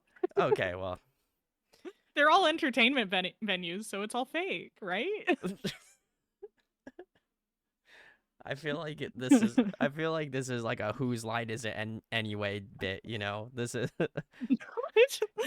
You know what he's like? I feel like there was supposed to be tension when she was like pushing all the chips forward, but I'm over here like, those aren't real. I mean, It's not real money. again, I don't gamble and I don't have any sort of attention span to gamble, but I also know it's real. So, you know, I'm like, wow, I this just don't plastic gamble. chip is I don't like gamble enough, 800. obviously. 800? You're paying I don't know, $800 per chip? one chip. I know that's like, yeah, I know that's how that gambling works. It just doesn't click, you know, because I've never gambled with more than like $100 at That's the fair. penny slots. That's fair. Hey, whatever. You know. Lady J resonates with that. They said poor person thing. LOL. Can relate. And Sarah said gambling confuses me. I used a slot machine once, got confused, so decided to cash out $200. I think that. Nice. I think you need to take That's that as a big win. I was gonna say That's you a should take big that as a win. win. If you don't That's a lose sign. money. That's a sign that you have good odds. You need to go back. No.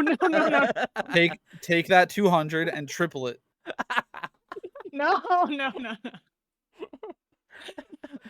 Alex is like, this is house money. You could play Not- with hey, house money. 99% of gamblers walk away just before their big hit. Oh my gosh. Oh my.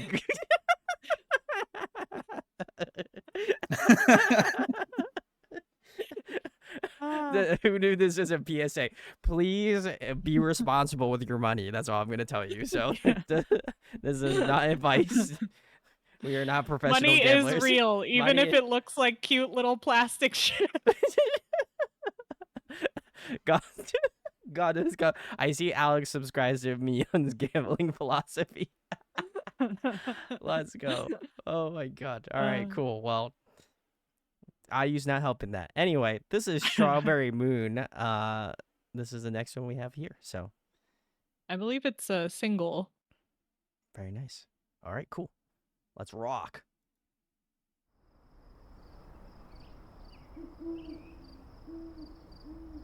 What did he learn today? Keep gambling.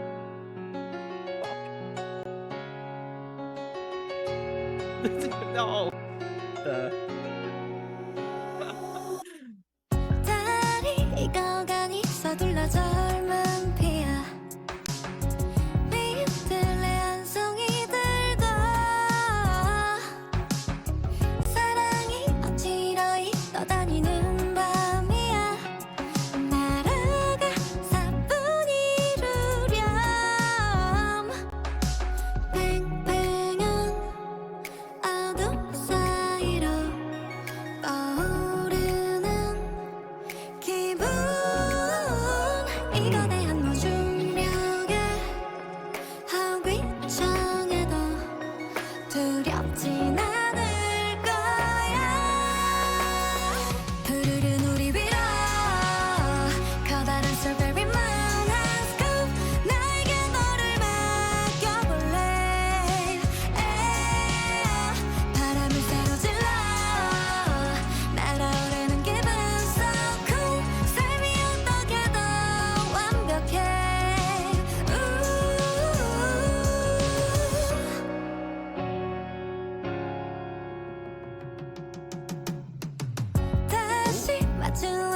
어려운 행운이야 봄에 심장이 뛰어 오히려 기꺼이 헤매고픈 밤이야 너와 길 잃을 수 있다면 맞잡은 설화선으로 출입구를 한번 이 무한함의 끝과 끝 더위 아래로 비행을 떠날 거야 푸르른 우리 위로 커다란 strawberry moon and scoop 나에게 너를 맡겨볼래 바람을 새로 질러 날아오르는 기분 so cool 삶이 어떻게 더 완벽해 놀라운 보기보다 꿈 같은 순간이 또 있을까 Oh, this bridge is awesome. 아마도 우리가 처음 발견한 오늘 이 밤의 모든 건 그대로 Keychains, let's go.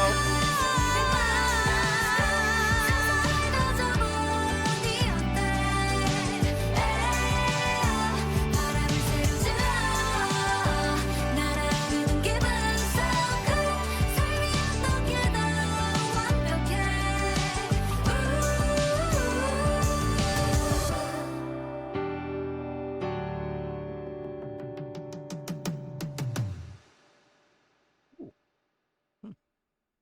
Cute. Aw. All right. That was Strawberry Moon by IU if you are joining us this evening or day. I don't know. Therese, you want to cook first? Yeah. All right. Did you guys know that each full moon of the month has a name? No. I didn't know. I figured not. Because I like astrological stuff because I'm a millennial girl. And Let's go. and I started looking up. I think I was actually looking up something related to this song, Strawberry Moon, but I got a bunch of astrology related stuff because that's my Google. That's what they listen in for. and Yeah, of course. apparently each month has a specific name for their moon. So like the full moon in January is a wolf moon. In February, it's a snow moon. Ah. And then Strawberry Moon is in June. And Nice. was that when this was released? Or was it just This- a coincidence? This was released 2 years ago on No, October it the was- In 18th. October. Yeah. So no. But I wonder if she wrote this in June. She could have, Um, actually. That would make sense. Yeah, in North America, the harvesting of strawberries in June gives the month's full name. Its full moon its name. Oh, huh. Europeans have dubbed it the rose moon, while other cultures named it the hot moon because it's Yeah. hot. It's hot girl summer. Love that. Yeah. Yeah, I just cute fact, and then also cute song. It's like Lilac. It just makes me smile when I hear it. I think I could safely say like this is in my top 5 favorite IU songs, purely because Ooh. it just makes me smile, and I like those songs more than the songs that make me cry. That's I'm not a sad girl. yeah. That's what you'll come to know here. If you come Do you join us for guys most like stream. Yeah, do you guys like the chorus where she kind of like cuts it short by saying scoop? Like I didn't- da-da-da-da-da, I'll be honest, I strawberry didn't even moon really and scoop. I didn't really pay attention to it. I just feel like it was just like I was like, "Oh, okay. Cool, we're getting into like the next verse." You know, it wasn't like Okay. I wasn't intentionally thinking, "Oh man, this was cut short." Like, you know, like Yeah, I was gonna say it didn't particularly stand out to me. Okay, well if I made you hate this song now because now it stands out to you, I'm sorry, but I was curious because I didn't know if that would be like a controversial take, but I actually really like that it cuts off like that. It kind of gives it some fluffiness to the song. I think if anything, it doesn't feel like it stays too long, but it doesn't overstay its welcome. Like I think Right. where it makes sense that the song would cut there, or like it didn't even feel like a cut. It just naturally just kind of like flowed into the next segment of the song. Where I think sometimes if like, especially I would say more so like the K-pop like EDM side of things, where like you can get just an abrupt cut and it would be on to verse 2, or like a like post chorus or something like that, where you know distinctly, okay, here's a cut, like here's where the song's gonna like change. um where I feel like maybe this chorus I didn't really think about it in that perspective, just because maybe the instrumental does more of the heavy lifting in terms of like the transition of the song versus maybe her vocals, where I think maybe in some songs prior to this, like again, the vocals might carry over and it doesn't seem like there's any sort of road bump, where I think again the instrumentals maybe take more of the focus. Mhm. I would argue, at least. But I guess I'll go next. This was great. I also really enjoyed this one a lot. I feel like Therese said it best about like floating. And then I also saw that one of our commenters said that after attending her world tour, I realized that every song hits different live. And then I also saw something about her flying in a like hot air balloon What? performing one of these songs or something. Spoilers! Or Dang. My God. something. I have no idea. I looked in chat for like a hot second. My brain went like, what? So, so I feel like floating is a good metaphor to describe this song, because I feel like both The lyric. synesthesia works. Yeah, I was gonna say both. I think both like lyrically and Oh, in Golden musically. I Hour. think. Oh, okay. Oh, okay. Never mind. All right, cool. We didn't get spoiled. No, I think it was cool that like this song has that sort of like floating floating like feeling that it throughout the song. I think ironically enough, it is in that sort of like I'd imagine she's speaking in terms of like someone that she's in love with, or like obviously is a romantic partner with. So I feel like that's kind of, you can kind of relate those sorts of feelings to being like in love with someone, So I I thought it was very nice. Just was really paying attention to a lot of lyricism. I really loved the bridge of this song. That was probably my favorite part. And then that transition to the key change into that final chorus was just like a chef's kiss. I thought this was really, really wonderful. But yeah, overall, I thought this song was very representative of like, again, what IU does best, which is like those ballady kind of like softer songs, even though I feel like tonality wise, this is like more like lighthearted, more like whimsical. And I think this one has a really good like vibe to it. And again, IU carried the song on her back. So I love that. So, Alex, your thoughts on this track? I I have not listened to this song as much as a lot of her others that I Hmm. think I'd frequent more often. Um, I'm not sure why, because it definitely is like a very light, summery song, even though it came out in October. I think it does.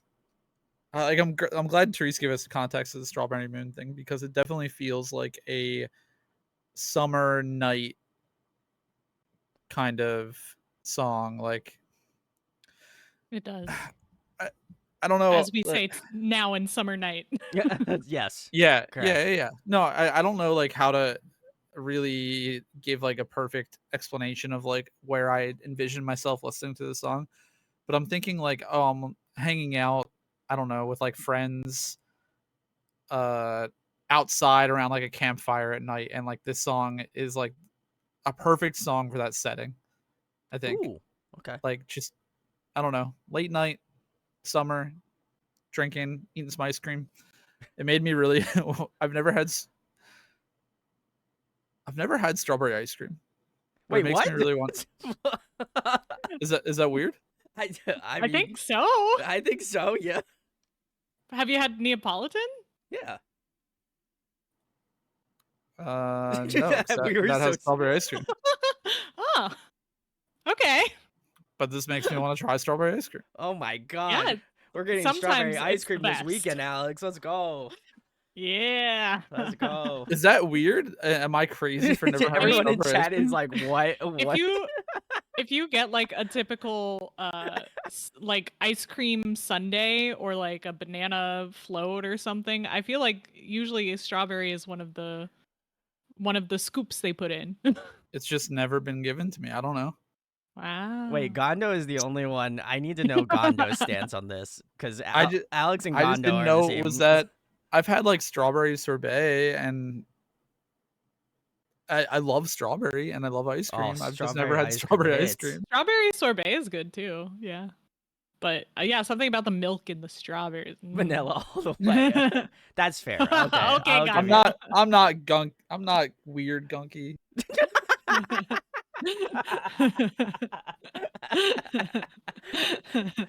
If there's one thing you could take away from Alex is his love of gambling and not eating strawberry ice cream. So Yeah, it's kind I of guess funny.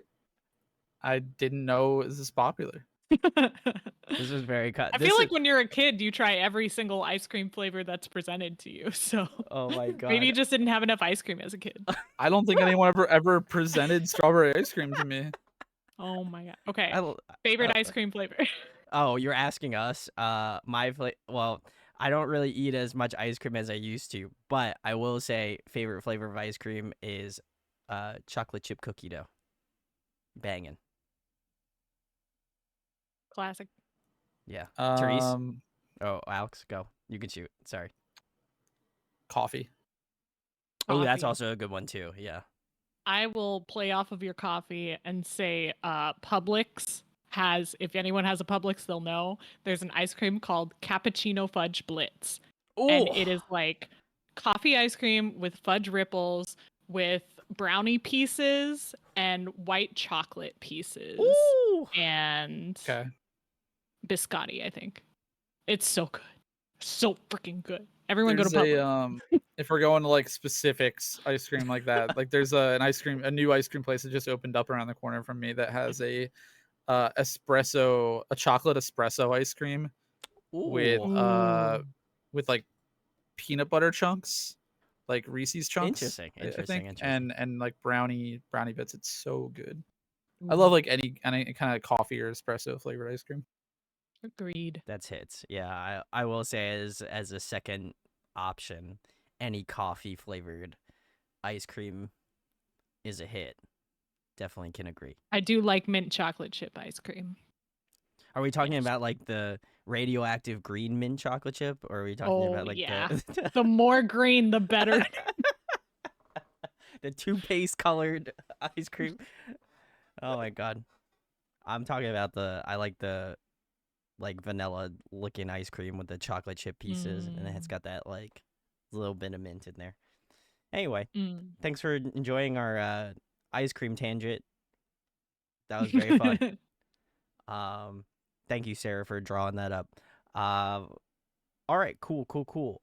We are gonna keep it moving here. It looks like we got Holsey.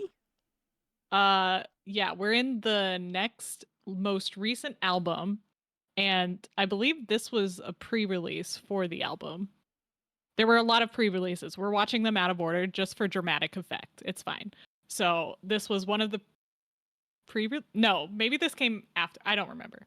But she did a collab with Tweety for this album. Wait, like the Looney Tunes? I that's what I Yeah. thought it was. I was Yes. like, wait, what? Yes. That's crazy. All right, let's get into Holsey, I think.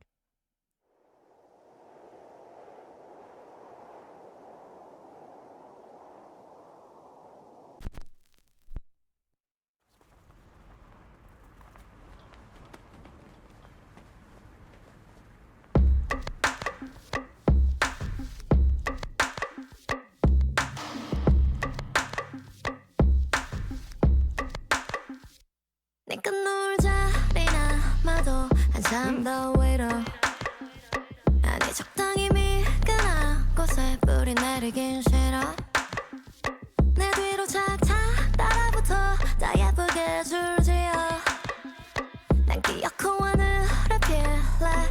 tiny letter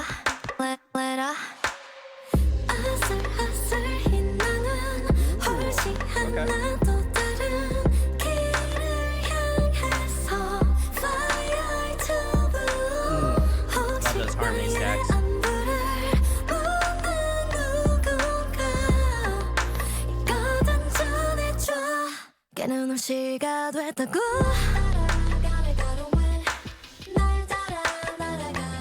You say who may fly You say who and I'll fly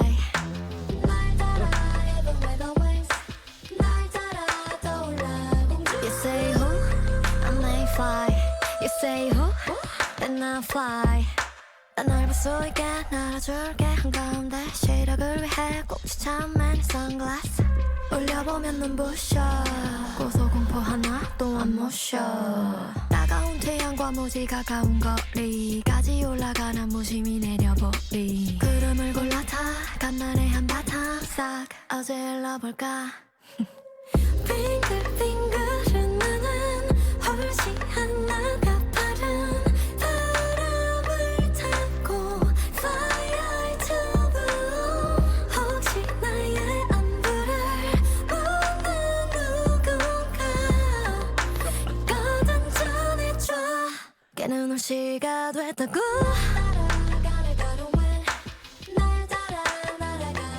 You say who may fly You say who and I'll fly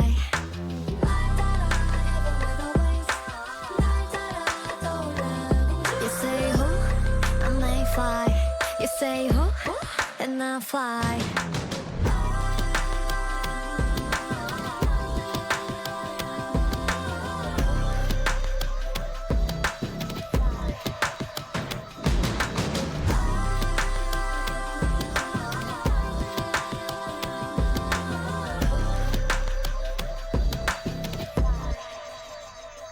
앞길이만 많지 않아도 엄살은 that's 빌어 cute.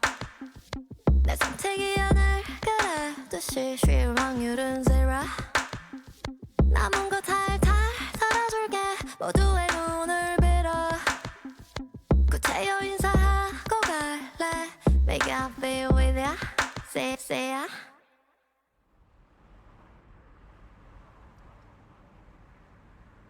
There she goes. You see an IU float just going down the street.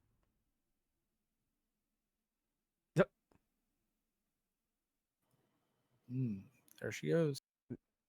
Flying over your local city. Very nice. Like a dandelion seed. I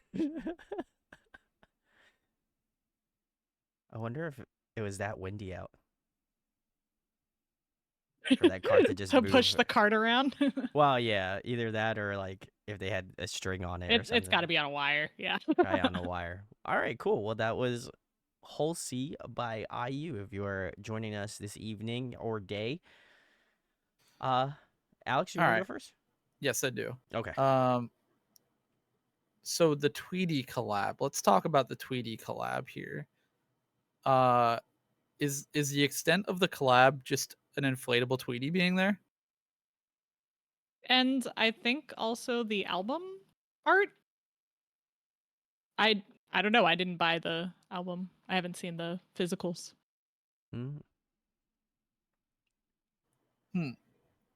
Okay.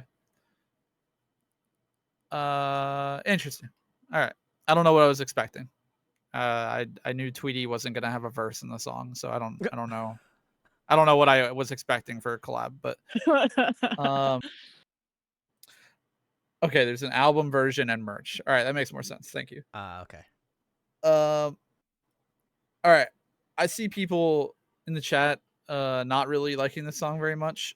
I want to go first because I am going to represent the other end of the spectrum and say that I really like this song a lot. Oh, I think this is super different. I think it is a really cool, like, minimalistic beat that is very different from most IU songs we've heard so far. I think it's really cool that we get like a little more of like a rap verse kind of thing again from Yeah. her. Mhm. I think there are a lot of really great harmonies. I think that there's a lot of the percussion and the drum beat that leaves a lot of vocal room, and it Agreed. really like the instrumentation really simplifies in a lot of parts that give her a lot more room to shine vocally.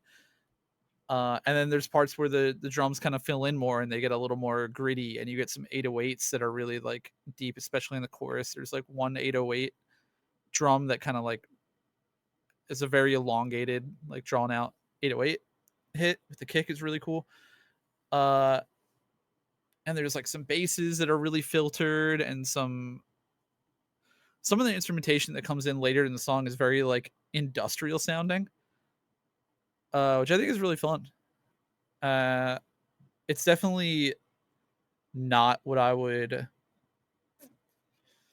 attribute to like the IU song that probably pops in most people's heads when they think of like an IU music video or an Mm. IU title track or True. something. True. Yeah. So I can see where people maybe don't 100% vibe with it, but I think as far as something different and something stand out and a little more experimental for her, I think this is really fun.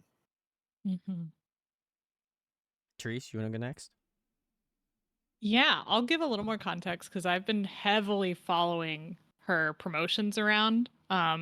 And I've watched a lot of the music video or the videos on her YouTube channel that Mm. talk about it. So everything Alex said about the music, I think the song itself is nothing special, but that's the point. Like it's meant to showcase different parts of music where it's not just the melody, it's not just the beats. It's like the vibe of it. It's honestly the texture of it. And this is my dream when the music video literally shows you the texture they're going for. And then you now associate that whenever you hear it. Like this song is meant to give you allergies, just like Flu was, the song off of Lilac. Um, it's fluffy, it's fuzzy. It's like the when you wear a boa, like a feather boa, and all the feathers come off, and you're like trying to pick them off your face. That's what this song is like. um, Never experienced but that, it but well, maybe you should wear more feather boas, oh, Brandon. okay, cool. I'll get my I fashion agree. game up. All right, next stream. Have a But boa. yeah, people have talked about Flu. People have talked about like Apu. She does songs like this where it's a lot more minimalistic, a lot more kind of I don't know if it's R&B flavored, but it's a very particular type of mood.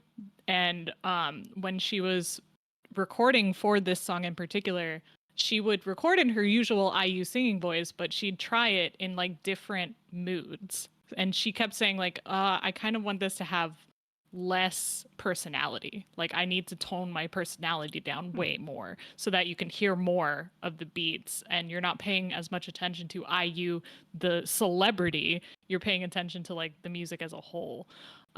For the album overall, I don't remember where she said this, but it was in one of the promotional videos she did. She was like talking about when we used to feel the desire as when we were younger to like shoot for the moon. Like we had all these ideals and we had a goal in our life.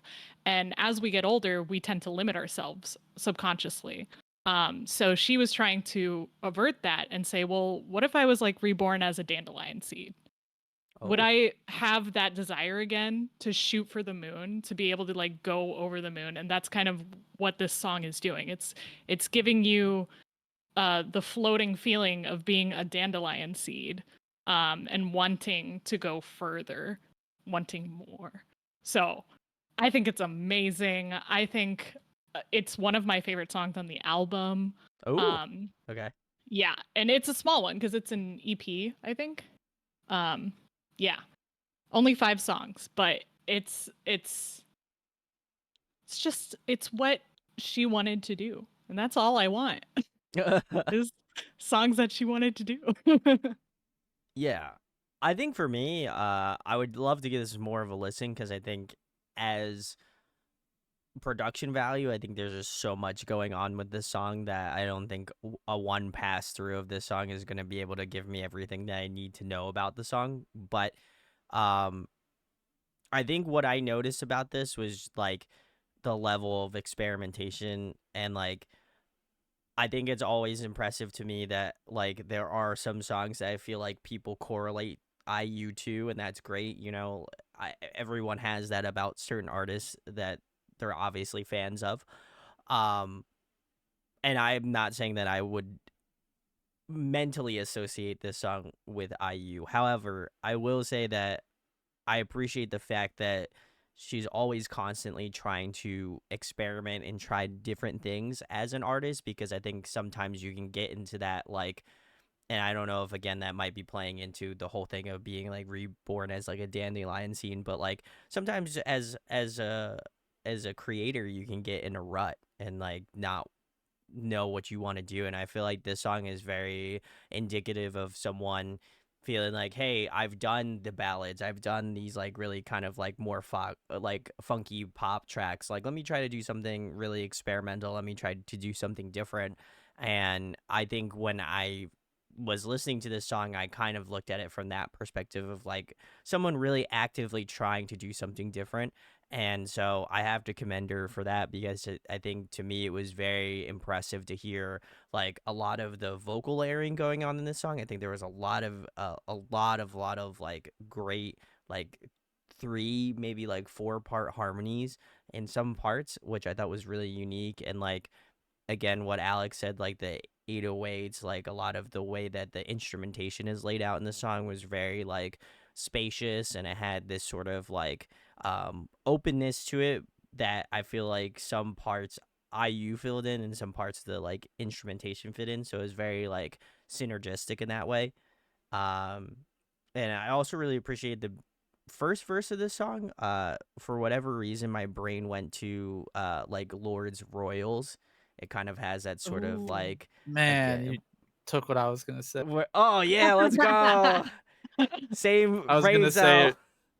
it reminded me of that. What was that album called? Like Love Heroin or something? Oh, Yeah, yeah, I wait. think it's What like, was that Lord album called? is it Pure Heroin? Sorry, done. Yeah, Yes. pure Yeah, yeah, heroin. yeah, yeah. Pure. Yes. I was I was gonna right. literally Sick. point out the production of that song reminded me of songs off of Pure Heroin. There we go. I got it. I'm a Lord stan. Beautiful. But no, Wow. I thought this, at least production wise, that was like the first thing that popped into my head. I was like, this feels kind of familiar, but like at the same point, it's a little different. And I'm not trying to say that I feel like those two things are in you can have the same It sort can of be thought. inspired. Can be inspired, certainly. And I don't know which happened, chicken or the egg, but I thought that was cool. And I also appreciated just kind of, I think it just seemed like she was having another like lighthearted, like fun part. The only part of the music video I didn't get was where like all of these kids randomly appeared out of like cars and underneath Well, because they're babies like her, because she just got reborn I know. I as a just thought dandelion seed. I didn't. Well, this was prior to me knowing about the dandelion seed. Now it makes Right. sense. But I'm saying like I'm like, oh, she summons kids now. Like that's what. Yeah.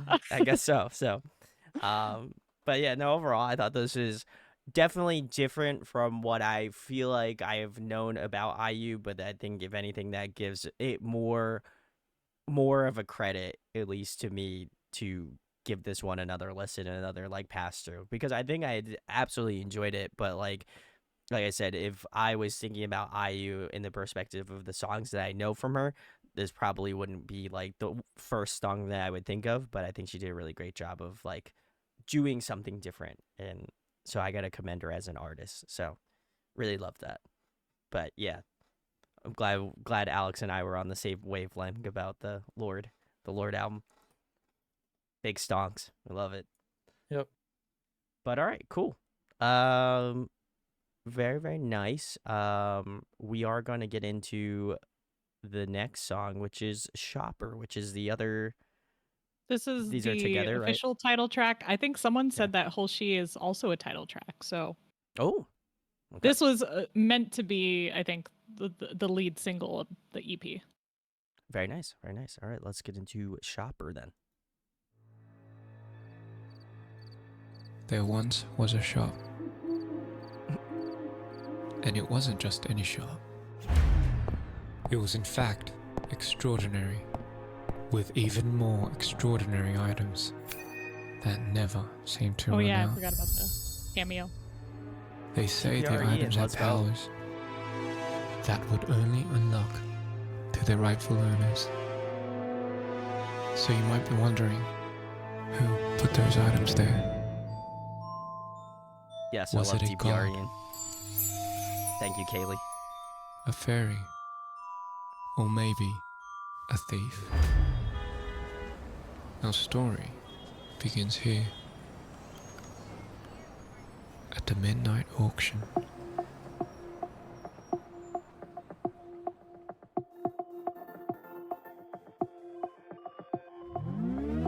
아직도 난 다 가지고 싶어. Yeah, I want more. I get it more, more. 설레는 게 이렇게나 많은 걸. Oh, oh, oh, I must have, oh, oh. 저녁 7시 That's CPRE, right? 노을의 팔레트. I don't know what it looks like. Course, I'll take it course, course. Yeah, it was 가슴 TPRE. 터질 Yeah. 듯 내 이름을 외치는 목소리. It's more than love. 빼곡히 적은 wishlist 빠짐없이 가질 때까지. What you want, no matter who, 'cause you were free. 설명할 필요 없어.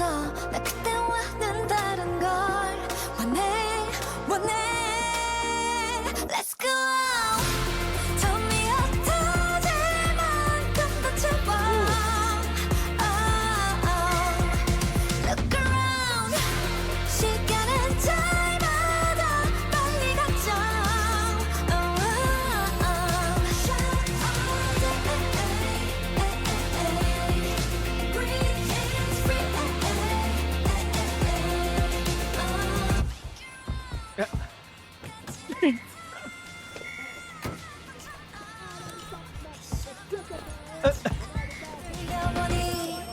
Is she holding him hostage with him?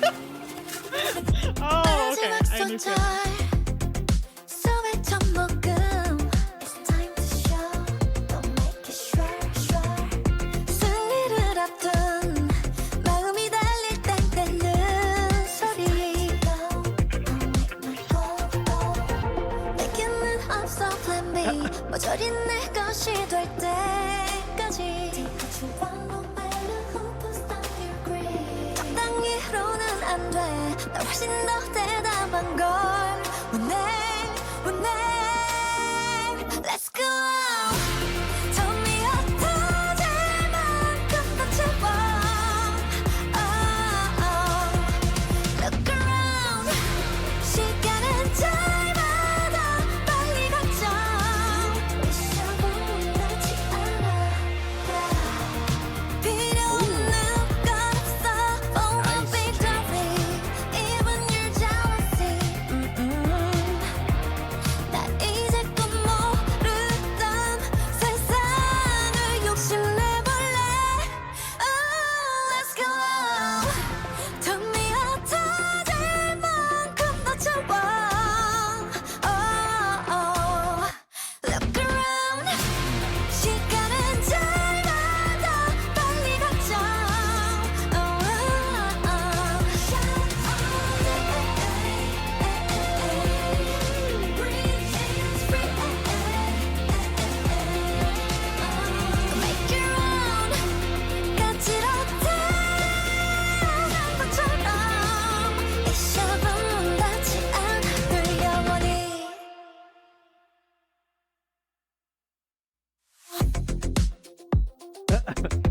Cute.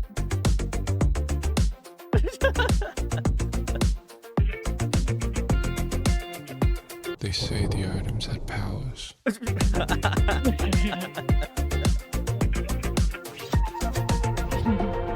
I would imagine that's a reference to a TPRE song.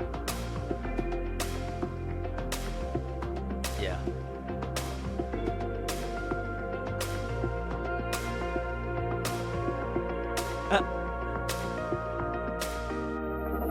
Hi, Sonia.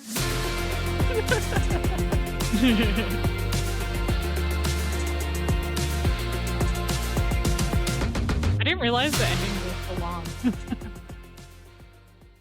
All right, perfect. That was IU Shopper. If you are joining us today. Very nice. Very nice.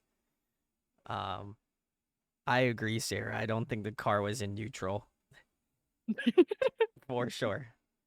He was like really pushing it. It wasn't going anywhere. But, oh man. I guess I'll go first. I really enjoyed this song a lot. I also like the DPR Ian feature. Shoutouts to Kaylee. She had recommended DPR Ian a couple Chaos streams ago, and I love his music, so I'm excited to get more into it. Fingers crossed, hopefully soon. But I thought this was very fun. I think this was again that like synth pop sort of vibe, which I think she does really, really well. I really do like I really like the long notes she was holding out in some of these songs. I thought it was really, really well put together sonically. I think obviously paired well with the music video. It just seems like very fun, very light, and just like a good time. And the music video obviously screams that. So I think overall it was very, very good. But I think again, this just highlights her incredible talent, and I really don't have anything much else to say because I probably have said it already. So, yeah, this was a very solid song. Definitely gonna be adding this to the playlist for sure. I also really like this song. My opinion on this song is I really think that this song had a lot of potential, or has a lot of potential. I don't know. I guess it's still new, right? Mhm. I think this Yeah. song could do really well for her in like Western Oh, yeah. play Oh, for sure. if she did an Absolutely. English version of it. I Agreed. think it is True. so like I'm sorry I have to make the comparison.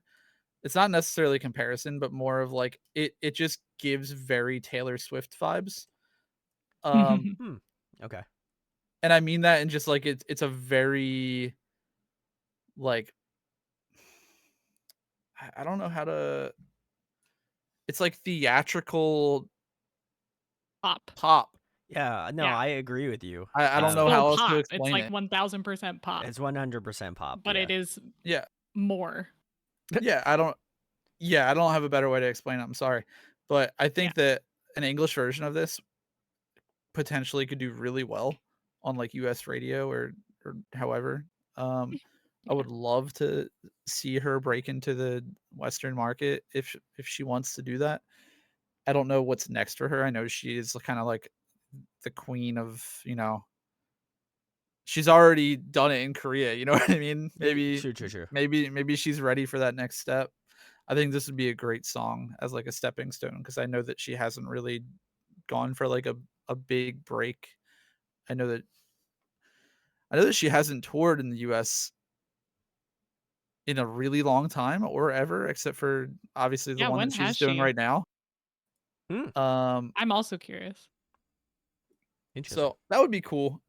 I'm kind Yeah. of just like spitballing some fun ideas. I think that this is a great song, and I think this would resonate very well with a lot of people that are general like pop fans in the West right Oh, now, based on like what's happening. she hasn't toured yet. Okay. That makes me extra She has excited. not toured. Okay, I know she's played here. Maybe it was just for KCON or something. KCON. There She you came go. once for. Okay, Yep. okay, cool. That's what I'm thinking of. Uh, Um, she said that is not her goal, and this is the first world tour because she wanted to meet her fans. Oh. Okay. Huh. Yeah. same. We also wanted to meet you. Yeah. I mean, Yeah. the feeling is mutual. We want to see Yeah. her as well. And Alex obviously, would I'm not saying that it's come to the U.S. and do pop in the U.S. Now it's time to do that. I'm saying this song would be a great first step for that if she decided that she wanted to do that. I think agree. it is Yeah. like the perfect Western pop sound. Also, one thing on the songwriting credits that I think this guy writes on a lot of her songs, but when I was looking at the song credits, one of the writers, Lee Chae-gyu, worked on Blooming, Ooh. a ton of IU songs, but Blooming also notably Hot Issue by 4 Minute. Ooh. Your favorite. It Oh, all yeah. comes It back all to comes 4 back Minute. to yep. Oh man. Yeah, when you were trailing off for a bit there, Alex, you were like, I have a Oh, feeling this sorry. song would really appeal to, and I thought you were gonna say like shoplifters. He's Because it's illegal shit, yeah. apparently. Yeah. Yeah, it's I thought she was going into the market to shoplift. I didn't realize I know it said auction, but I didn't make the connection that there was going to be an actual auction. So yeah, I thought it was really it was really about greed. But it's also that feeling that, like we mentioned, like she mentioned, like shooting for the stars, trying to reach for the most you can possibly get, like allowing yourself to be greedy again just to get that like rush. Um IU and said also it's she okay for promotes me. gambling, so Yes. IU says it's okay for me to be greedy, so I have to oh listen to my the queen, gosh. you know? I can't believe IU is that humble. She's so crazy. Like, and it's funny that you mentioned Taylor Swift, because when I started telling my friends I got tickets to this concert and I paid like out the wazoo for them, they judged me so hard. And I'm like, you do not understand, you guys. This is the Taylor Swift of Korea, but she acts. Like, she is the queen. I mean, that's what we're That's talking how about her. big she is. And she's never been to the US, or she's never done her own tour in the US. Of course it's going to be hell getting tickets. Wasn't she supposed to do that like mega concert that was happening in Jersey or New York or whatever forever ago? Oh That yeah, she was with New Jeans and Yeah, New yeah, Jeans, that's yeah. what I remember. And I ATs was and a like, bunch Psy. of oh, people. I was like, that's worth going to just for like Right. IU, and then the novelty of seeing like Psy and Yeah. yeah, New it'd be cool to Jeans, yeah. see New Jeans, ATs. Yeah. uh, Yeah, but I have that like was a lot. a running list of 3 artists that I'm like willing to spend over $300 for one ticket on. And IU is definitely at the top. She was at the top this year. Respect. Oh, I'm so excited. The song itself, it kind of reminds me of Lilac. Like, it's a very simple beat. It doesn't have as much instrumentation, I think, but it's a simple beat, but it's a little more like commercial coded, and I think that works really well for it. Like, it's definitely still a pop song. I think she having one commercial-ish song on an album, totally get it. I will say this album this EP is so good that it is my least favorite song on the EP. That's just Okay. That's just how it is. It's still amazing. But I love all the other ones more. That's fair. I agree with Jekka's comment. They said greed is about aspirations. Greed is like the want for more in terms of dreams, not like capitalism greed. Yeah. Right. I feel that. Yeah, like I Like guess getting excited when you go to the candy section.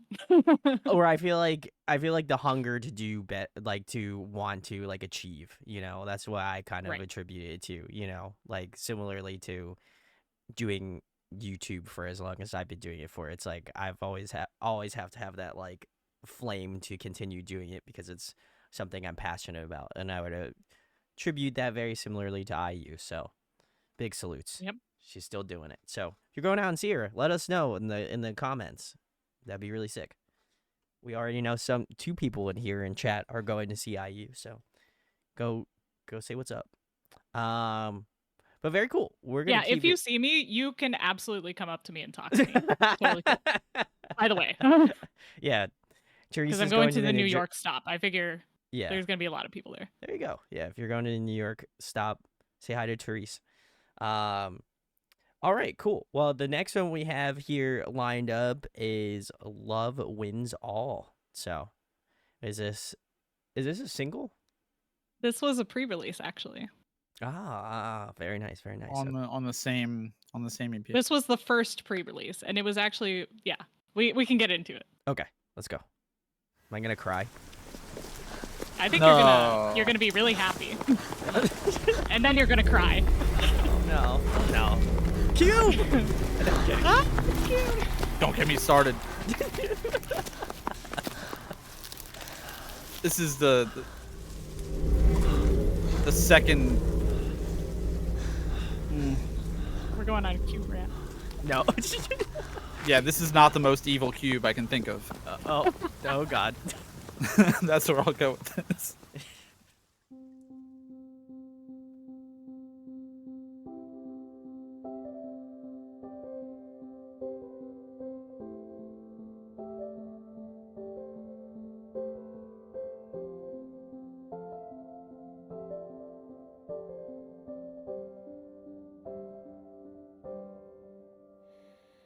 Dearest darling, my universe, 날 데려가 줄래?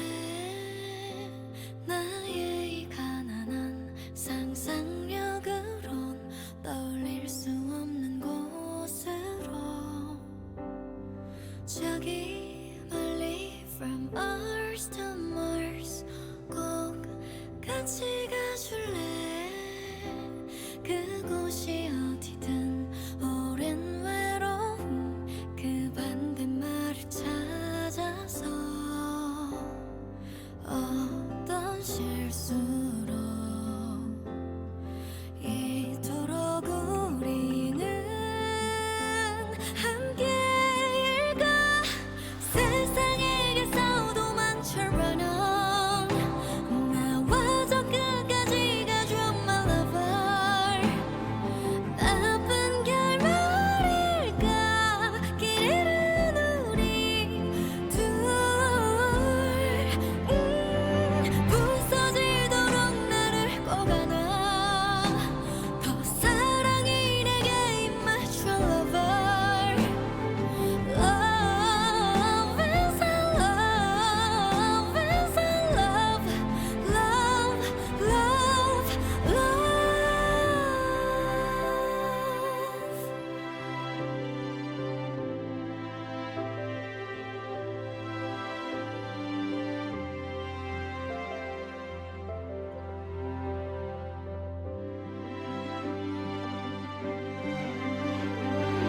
결국 그럼에도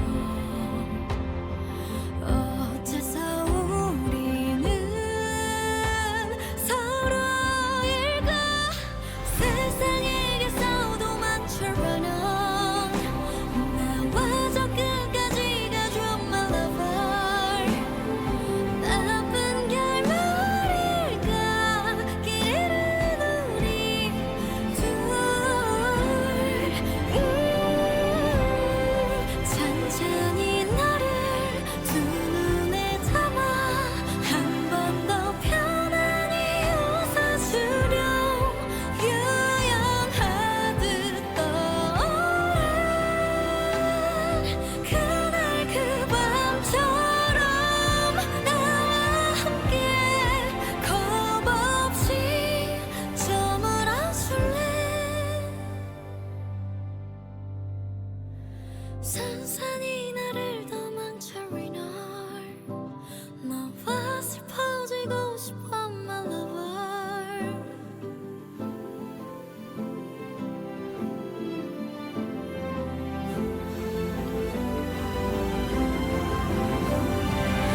비련에게서 도망쳐 run on 나와 저 끝까지 가줘 my lover 일부러 나란히 길 잃은 우리 두 사람 부서지도록 나를 꼭 안아 더 사랑이 내게 임하죠 lover Love is a love is a love love love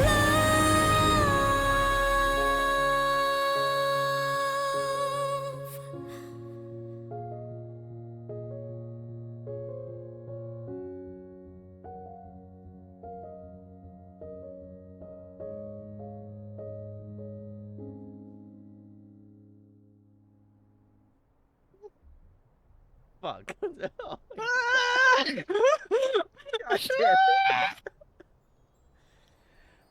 Oh my God. Shit. Oh no. Okay, the first question I have to ask Brandon Oh my god. while you're getting your tears out. Oh my god. Oh. Did you recognize the actor? Was it V? Yeah. Oh my god.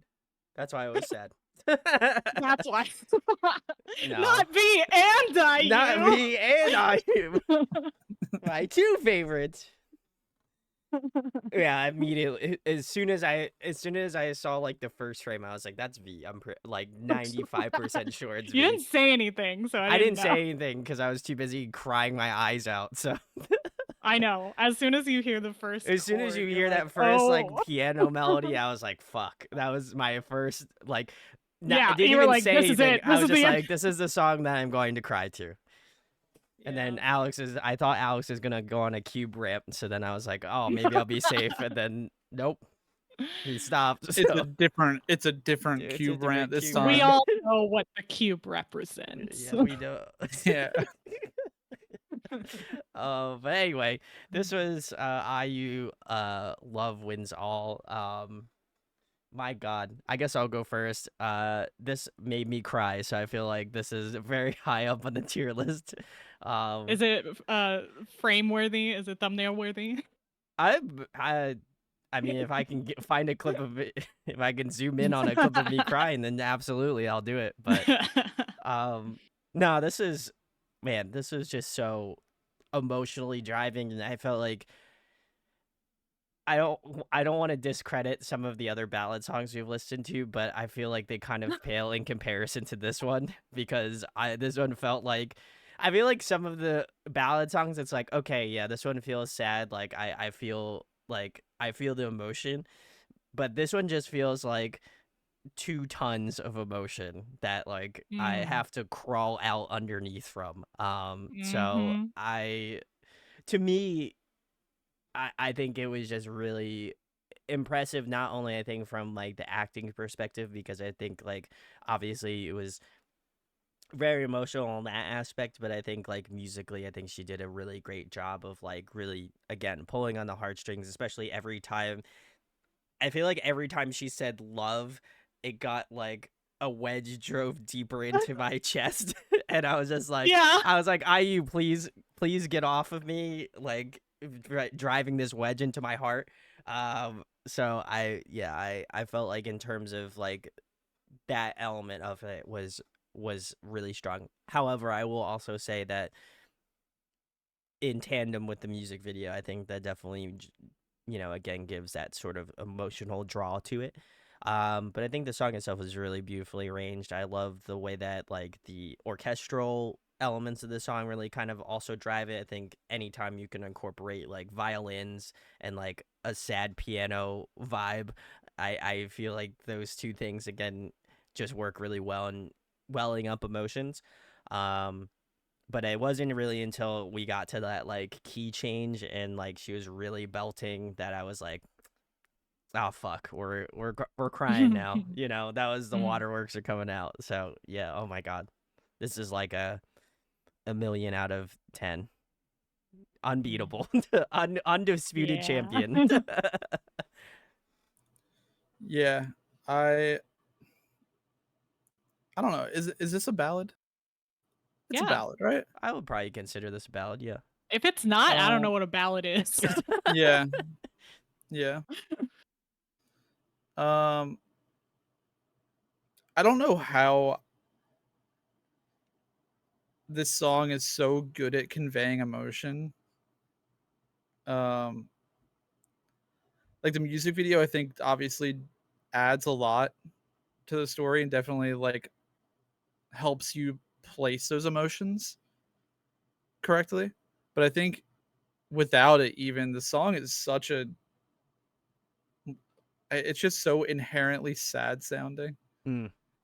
And I feel like for a lot of that, I was kind of doing more listening than watching, just because I've seen the music video so many times, and I kind of wanted to give a little more of like a closer listen than a watch. And it really doesn't make much of a difference in terms of like the perception of the song, which I sort of wasn't expecting. I guess the way that I was going into it was like, oh, I've seen the music video so many times, and the music video is so depressing and like sad to watch, and it like hurts my heart to watch because it's, I don't know, it's like the ending of a really sad sci-fi love movie or Yeah. something, or like the end of a really depressing K-drama. And I was like, well, maybe the song on its own like is more, gives a different vibe, but it doesn't. It gives the same really depressing, it conveys the exact same emotions. I don't know, it makes me really sad. I've done my fair share of crying over this song and music video before. I'm immune to it now. I've shed enough tears over the song. I've reached my maximum limit, which is probably, this is probably the music video I have shed the most tears over in general. Does not happen to me very much. Funny aside, sort of in the same, related but not a personal story. I showed my girlfriend this song as her first IU song. Oh, fuck.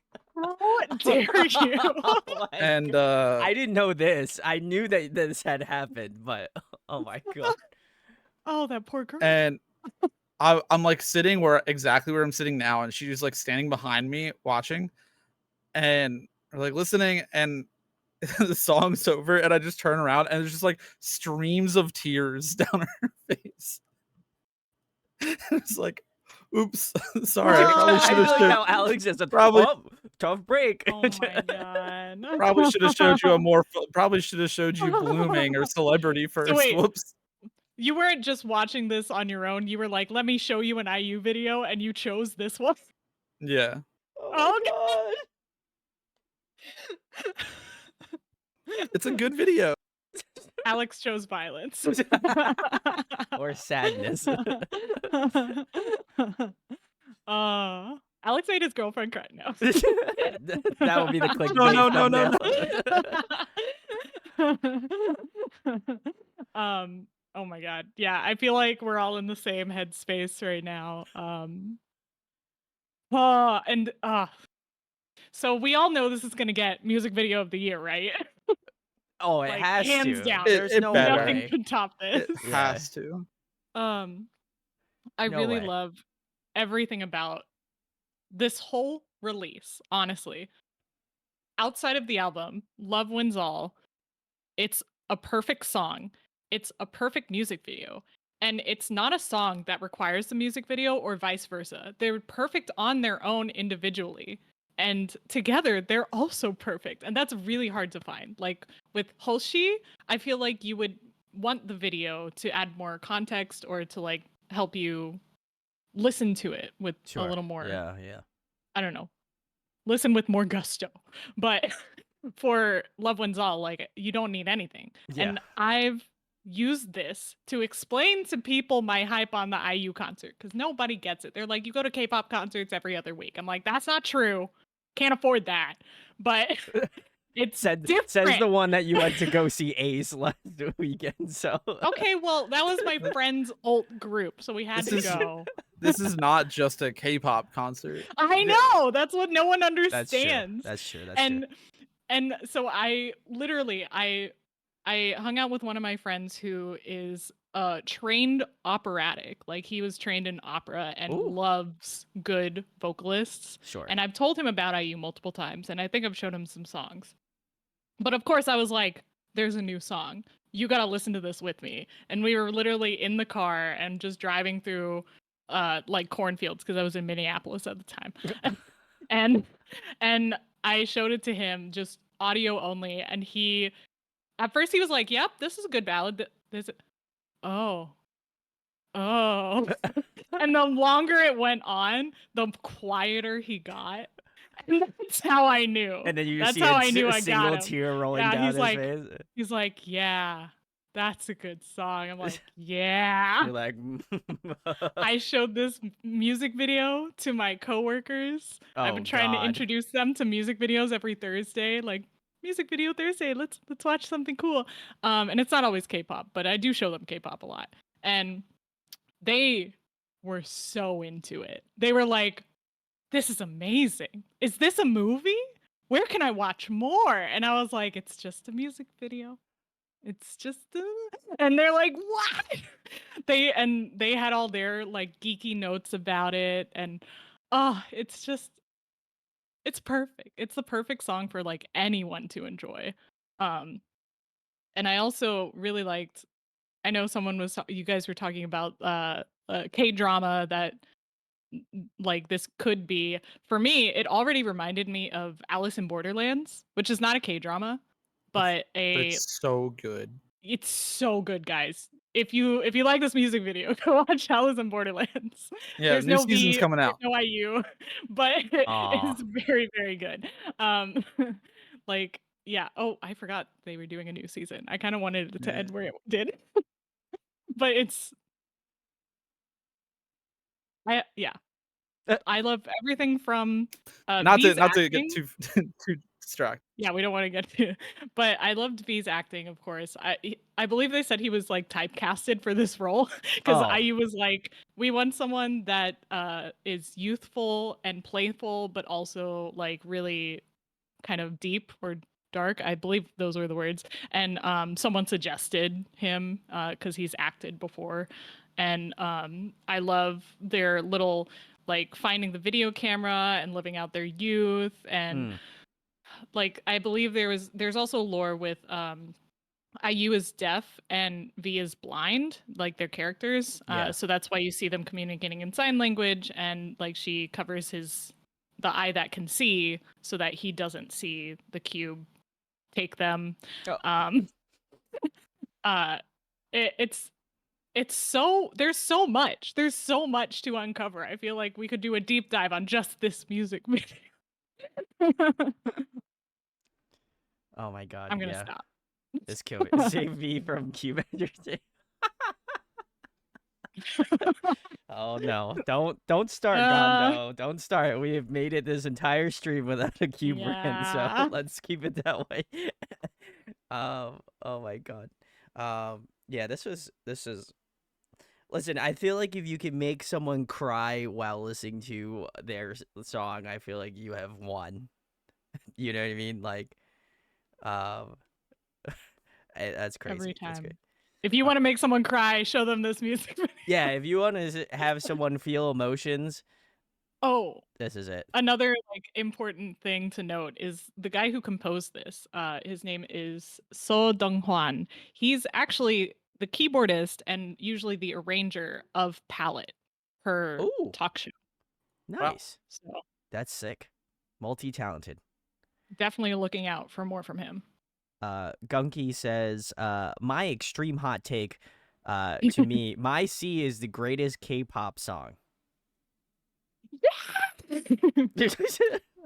Okay. I'm not gonna disagree. I haven't listened to enough K-pop to have I'm an not opinion on gonna that. I'm not gonna agree or disagree.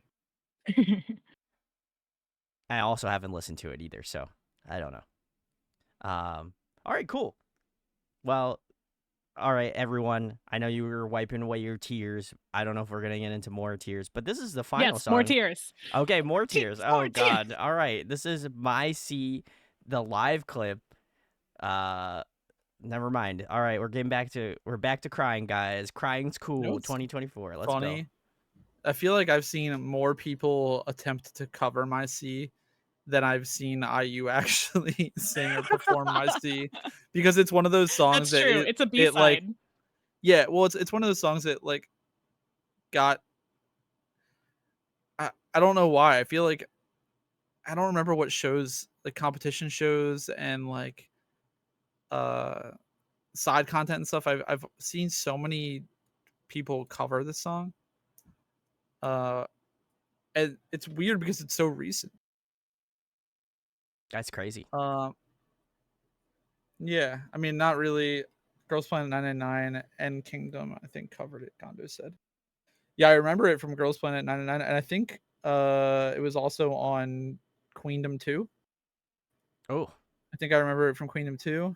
I just feel like I've seen so many clips of people covering it. Also, But someone said the lyrics are important, but I did look for this performance with English subtitles and no cigar. So Aw. yeah, Well, either way, sorry. All we're right. gonna get into it. My C Yeah, let's live do it. clip. Let's rock.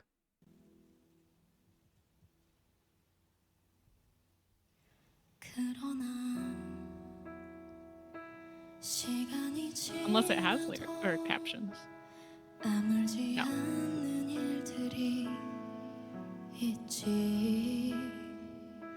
내가 날 온전히 사랑하지 못해서 마음이 가난한 밤이야. 거울 속에 마주친 얼굴이 어색해서 습관처럼 조용히 눈을 감아. 밤이 되면 서둘러 내일로 가고 싶어. 수많은 소원 아래 매일 다른 꿈을 꾸던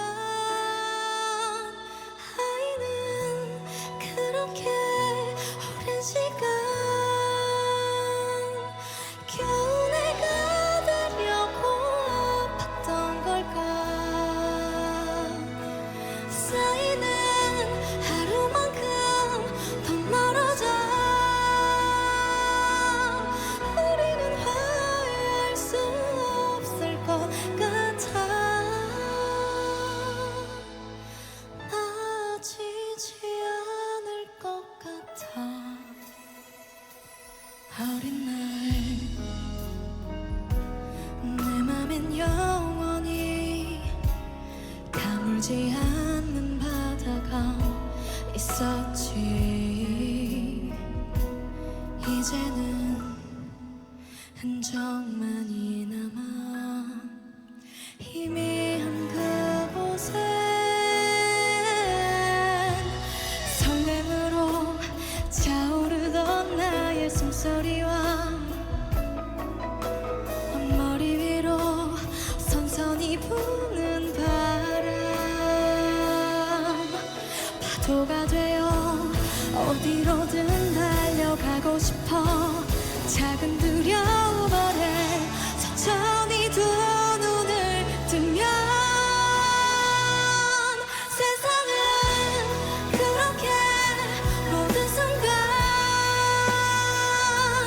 내게로 오는 꽃인 선물이 되고 숱하게 의심하던 너는 그제야 나에게 대답할 수 있을 것 같아. 선 너머의 기억이 나를 부르고 있어. 아주 오랜 시간 동안 잊고 있던 목소리에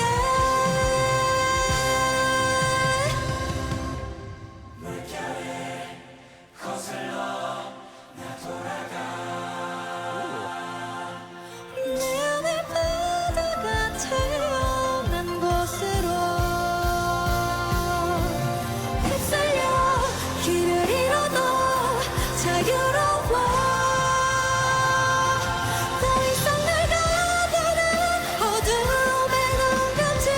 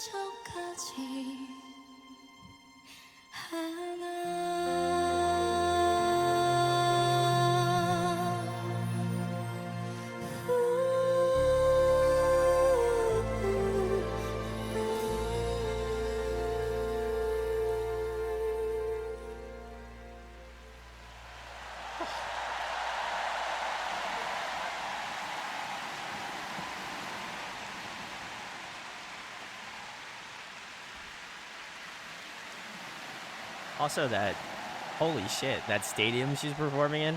My God, Dude, insane. dude. How dare she get arenas In a fucking arena. for her tour? Let's go. Does anyone know where this was at? Obviously, it was in This is Korea. Olympic Stadium, right? The Seoul Stadium. Seoul Olympic Park. Oh, okay. Yeah. Holy shit. Are we gonna? I assume we're watching this till the end here. We have to see our queen, you know. Yeah, don't disrespect. Keep her on the screen, man. No, what are you doing? I'm not changing anything. 그럼에도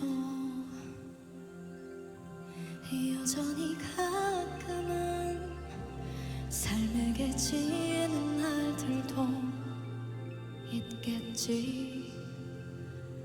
또다시 헤매일지라도 돌아오는 길을 알아. Oh, come on. She fucking disappeared into the stage?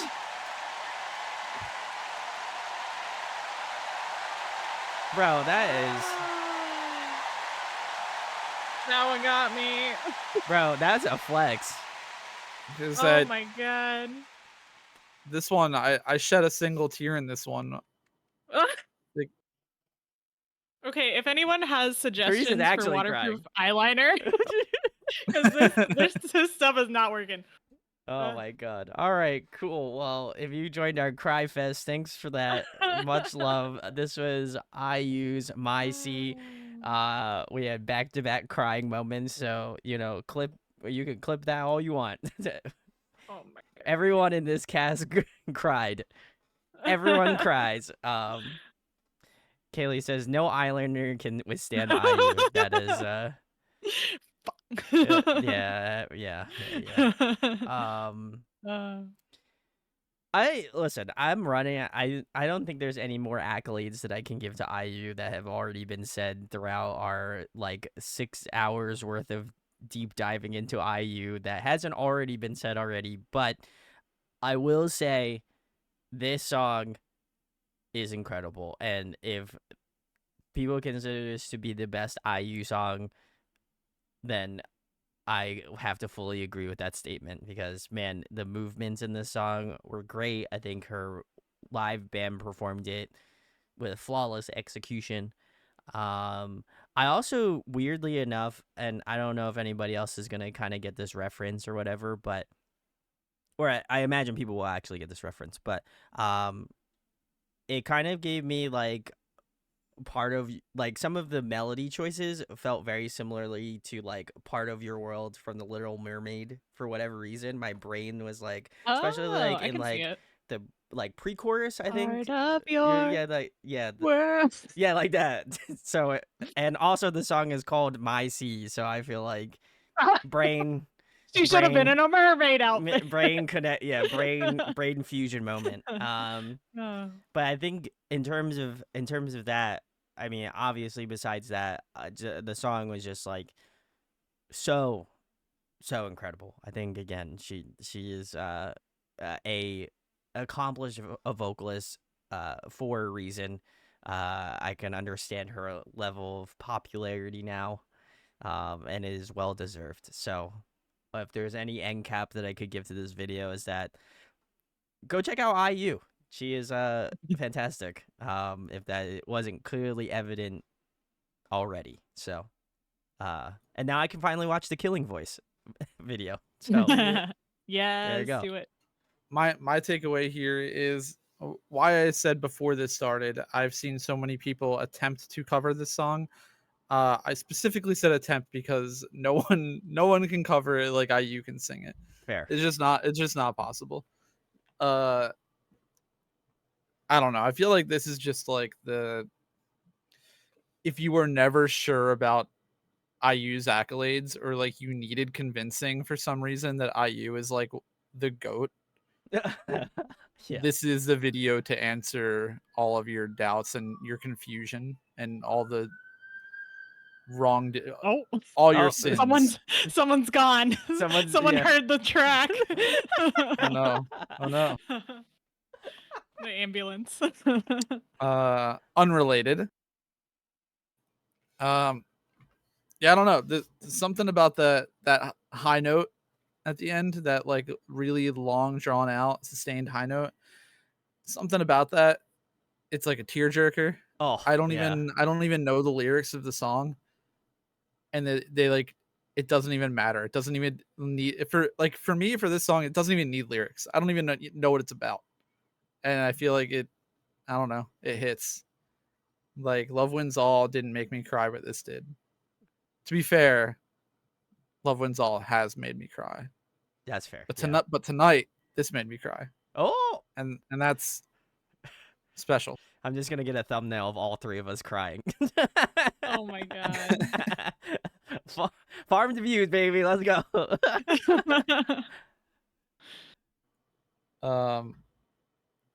No, I mean, to sort of, I guess, wrap up this whole IU saga a little bit as well. It's really cool to.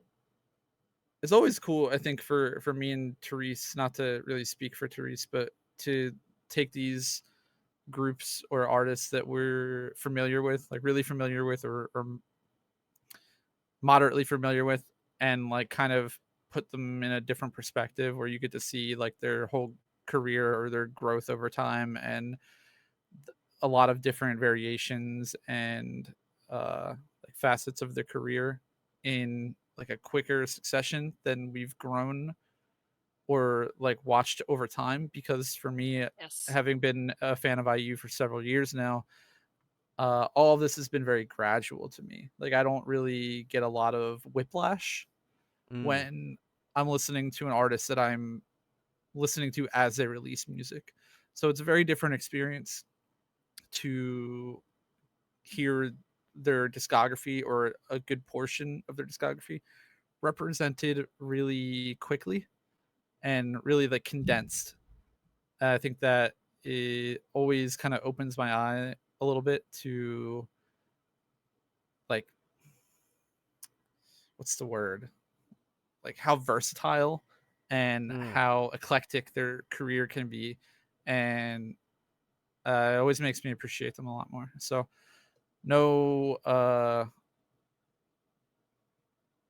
same thing here. Really, really cool to kind of go back and listen to some older IU stuff that I haven't heard in general, or I haven't heard in quite some time. And she really is deserving of her accolades, and probably the best to do it. Ooh, Mhm. yeah. Hmm. Therese, your final thoughts? I'm so much more excited for this concert than I was before we started this deep dive. Wow. Okay. I was kind of worried that and I don't know the set list. I am gonna go in blind, but I think that's part of the fun. Yeah. Oh yeah. I was kind of worried that going through some of these older songs, which I did make the playlist. So I did choose some of my favorites over some of the older B-sides. But I was also thinking like I would want to listen to more of the current stuff because I know that's more likely she's gonna perform it in the concert. So this was kind of a review for me, as well as introduction to Brandon. We're all just friends sharing music. There's no like hidden agenda, I swear. But I was kind of worried that like I would listen to the old tracks or watch the old music videos that had 4 pixels and like have that kind of disappointing feeling knowing Love Wins All, knowing her other performances in the modern day. I was kind of worried that hearing her older stuff would make me like not as excited to hear it live, but I think it made me even more excited to hear it live because I thought like, oh, I don't know if I know this song that well. I actually do. I've actually played it quite a bit and it was in my head already.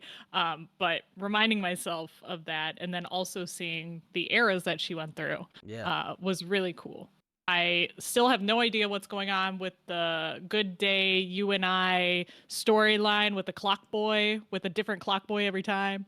But I don't think I need to. I think I can just enjoy the music. uh, and enjoy IU. And I'm really excited to see if what she does in her acting career next too. I'm kind of expecting she does something with her boyfriend, but also like because her boyfriend is a famous K-drama actor, Mm. Lee Jong-suk, and I've crushed on him for like ever too. It's a perfect pairing. But I also think that like some people don't want to work with their significant others, and I understand that. That's fair. Yeah. But yeah, I'm really excited for her acting work post this. And hopefully we'll get into K-dramas and be able to react to those with you. Yeah, I saw the Park Bo-gum. Oh, okay. Because I saw the K-drama movie with Park So... Wait. PSJ. Park Seo-jin. Yeah. Mm-hmm. But I love it. All of it. So excited. Yeah. Yeah, time to rewatch Dream High. Dream High. Dream. Yeah. Da, da, da, da, da. Feel free to give your recommendation in our Discord. That's where we are gonna be watching. I don't know who's gonna be joining me, either both Alex and Therese or just myself. But I have not watched a K drama period, so I'm excited to get Oh into yeah, it. what should his first K-drama be? That's important. Yeah, let me know. I feel like then it has to be Boys Over Flowers because that was everyone's Oh first my K-drama. God. But it's kind of not great. I don't think it Yeah, aged do you want well. them to keep watching them, Therese? Come on. No, I don't want to rewatch it. Whatever you guys decide to vote on, be very cool. Okay, maybe Hotel de Luna would be a good choice then, even though it's not Dream High. Oh my god, yeah. Also thanks Molly G for the bits. Very cool. My Mister is deep. Oh no. Oh, interesting. Oh yeah.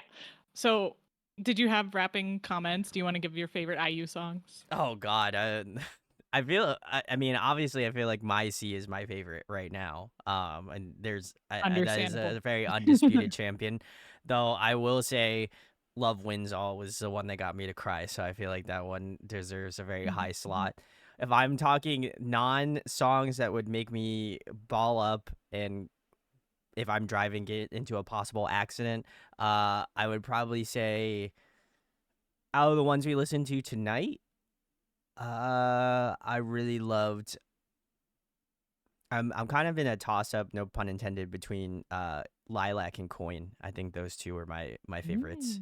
But yeah, I would say Love Wins All is my like top favorite, just because I feel like just the emotionally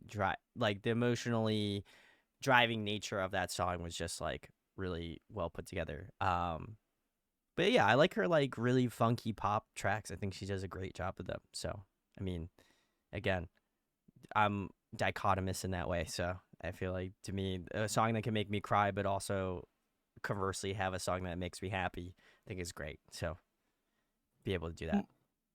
What about you guys? If I were to give my top three, I would say My C, Love Wins All, and Blooming.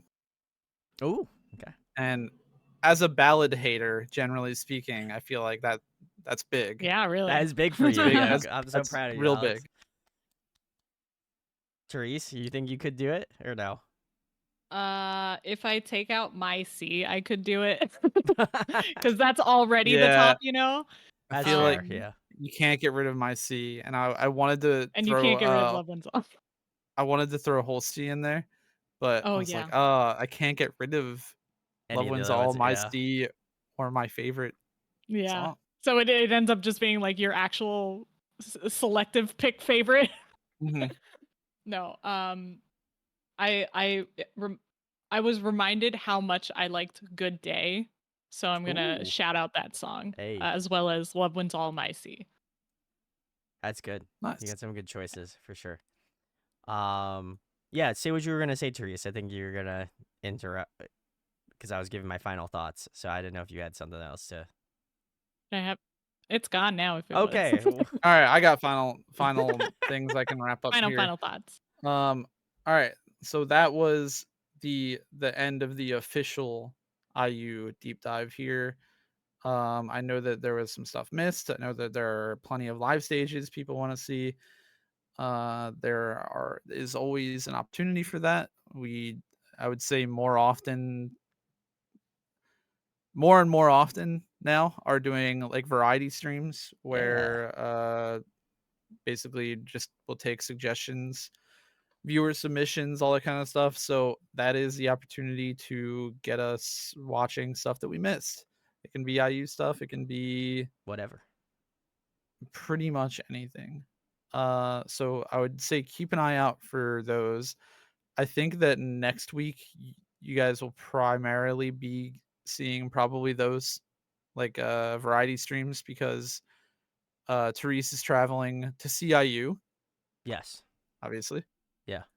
Um, and then we have some other schedules. Me and Brandon are going to see VVZ in our city Philadelphia. Woo. on Wednesday. Yeah. So we've got some kind of conflicting schedule stuff going on next week. So I would keep an eye out for some maybe random variety streams and stuff. And I think that the next week following that, we will probably be doing our Oh My Girl deep dive. Oh, let's go. It should be 2 streams, so that'll be nice and fun. And then I don't know what the following week holds, but then I think the week after we'll be starting Blackpink probably. Whoa. Woo. Um, Dang. yeah, Do very you fun, guys very fun, very fun. would you guys be down if I did a solo stream on Wednesday talking about the concert? Oh, yeah, sure. I could spend like a couple Absolutely. hours. I don't think I'd spend a long time, but I'm sure people would love to hear Yeah. about it. I can share all my 4K videos taken on my Samsung Galaxy S22 Ultra that I use Suga's ringtone for because he made a song for them. I feel like this is a product placement I didn't know about. Samsung, sponsor me. You can buy one now. Oh, with yeah, code okay. to- I mean, product code it'll be Therese. Gunky, it'll be spoiler heavy, so maybe just skip out on that one. Oof. It is like a really good camera, guys. I've been taking it to concerts constantly, and I have like a 10x zoom that I'm able to see better than my eyeballs, so I tend Oh to my like God. watch through my phone a lot. Oh my god. Maybe Yeah. if we all bug Therese enough, she'll just vlog the whole concert experience for us. Hey, let's I go. will. You could do the YouTube I'm also short meeting thing. up with Soju Talk and Hey. the Oh, hosts nice. there. I've been trying to get them to come on the show and talk about their favorite groups. So Yeah, what the heck? Yeah, come on. yeah. Let's go. Yeah. Get on the show. Go show them some love. They've Yeah. got a great podcast and they've been doing this for forever. Longer than we have. So That's how Yeah, we met. good. That's how Alex and I met. Yep. Good people, Wow. good people. not Yeah. gonna include me. That sucks. I'm just kidding. Well, yeah, I I know. didn't mean you through the Consequentially. server. I know. I'm just Yeah. being a meanie.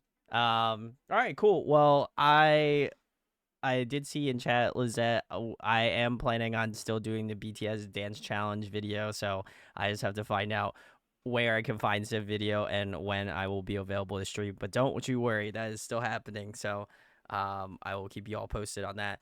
As well as that, I will probably do a chaos stream probably this weekend and possibly Tuesday, since we'll be missing out on some streaming action this week. So or Yeah. next week. So And if you're newer from IU Part 1 or haven't joined the Discord, we have a community Discord. I pinned it in the comment.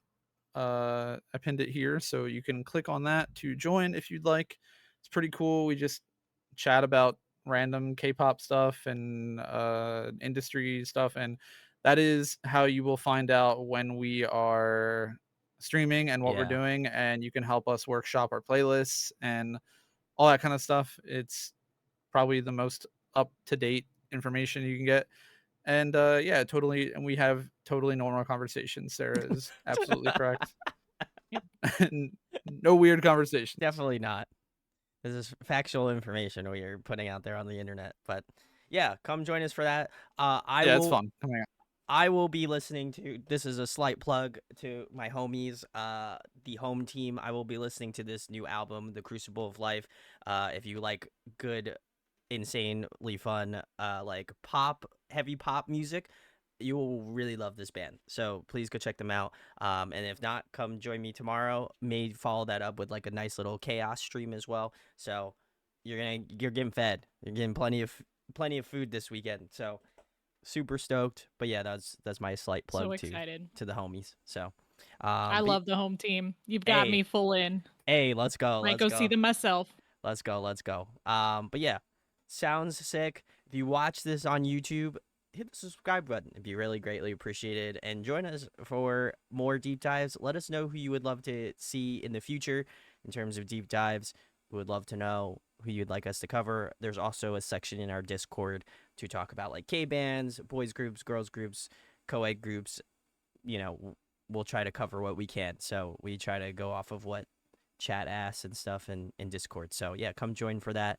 And yeah, I don't know when we're doing Jeopardy, guys. We're still planning on that. So we're getting to it. It's just a little bit of a scheduling conflict where we're getting to it as soon as possible. Maybe we could do it at the end of next week sometime. Ooh. Could. The three of us will have to talk about our schedules because I was gonna plan on doing it next week, but with the whole like me and Brandon have stuff going on Wednesday, and then Therese is traveling the beginning of the week, and then yada yada. Everything's a little tough, but I would say we're doing the Jeopardy as soon as possible. Trust me, it's gonna be very fun. Come join us for that. I have no idea what that's about, but I heard it was nuts. So very exciting. Yeah, I also have no clue, so I'm gonna be.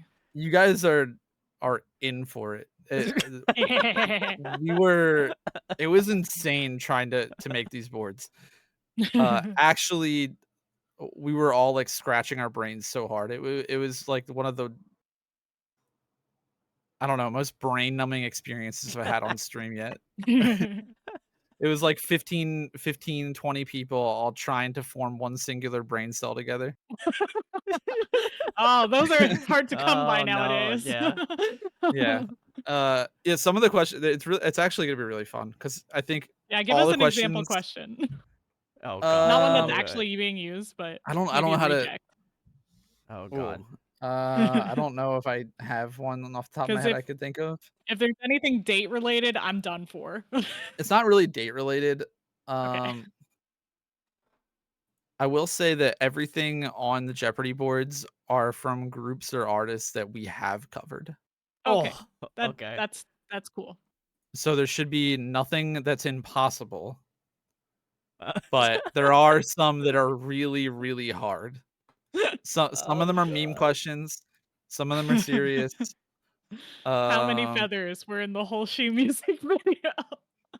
Nothing like that. Dang. But I'm confident that there are a handful that I'm confident that there are a handful that no one will get. But I think that's what makes it fun. I'd be like, Jeopardy's the one where Jeopardy's the one where you have to answer in a question? Yes. Like, correct. Yep. Okay. Yep. Okay. You say like what is blah blah yeah. blah. So I read you like this artist was nominated for this award in 2009 and had this many perfect all kills, and you say who is 21. It's got to be IU every time. Yeah. No, it's gonna be cool. It has like categories and everything. So there's boy groups, girl groups, band. There's a band category. There's a debut category. There's a like a awards category. There's miscellaneous. I forget. There's a bunch of really cool categories and stuff. It's fun. Very nice. And chat is getting to bet their channel points on you guys as well. Oh hell yeah! Is it gonna be like a pool though? Because I feel like I don't like this. Well, it's gonna be weighted. So if everyone thinks Therese is gonna win, then if whoever bets on Brandon, if Brandon wins, their points get like quadrupled. Okay, yeah, that's what so I it's like so it's like full weighted betting. Oh, someone's got to vote on Brandon. Oh, Honestly, somebody I'll put I my tried- points in. the Hey, dark horse. I think we did a pretty good job of making it kind of up in the air. There's some Yeah. that I think are layups for each of you, and The a lot that are gambler kind of like comp. middle ground. Also, as far as like as far as general knowledge goes for girl groups, I'm with Brandon. I'm at the level of Brandon. So Yeah, I was gonna say, guy. I was That's gonna not a say, good guy- sign for Brennan. That yeah, it is not. I'll do my best though. I'm gonna try. we're all Um, gonna do our best. Also, I want to give a shout outs to Lizette. Thanks for the resub, and then EEIO. Also, thank you for the sub as well. We will have to add some more. I know we added a couple new emotes, so we're gonna keep it moving. But very, very cool. Yeah, thanks for joining for IU. Again, join us in Discord. That is the best way to know what's going on.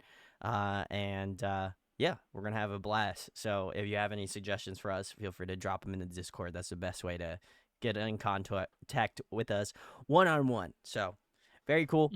Hope y'all have a good either night or day. It has been a pleasure, and we'll see you for next stream. If y'all are coming to join me tomorrow, we'll see you tomorrow. Bye. Peace. Bye.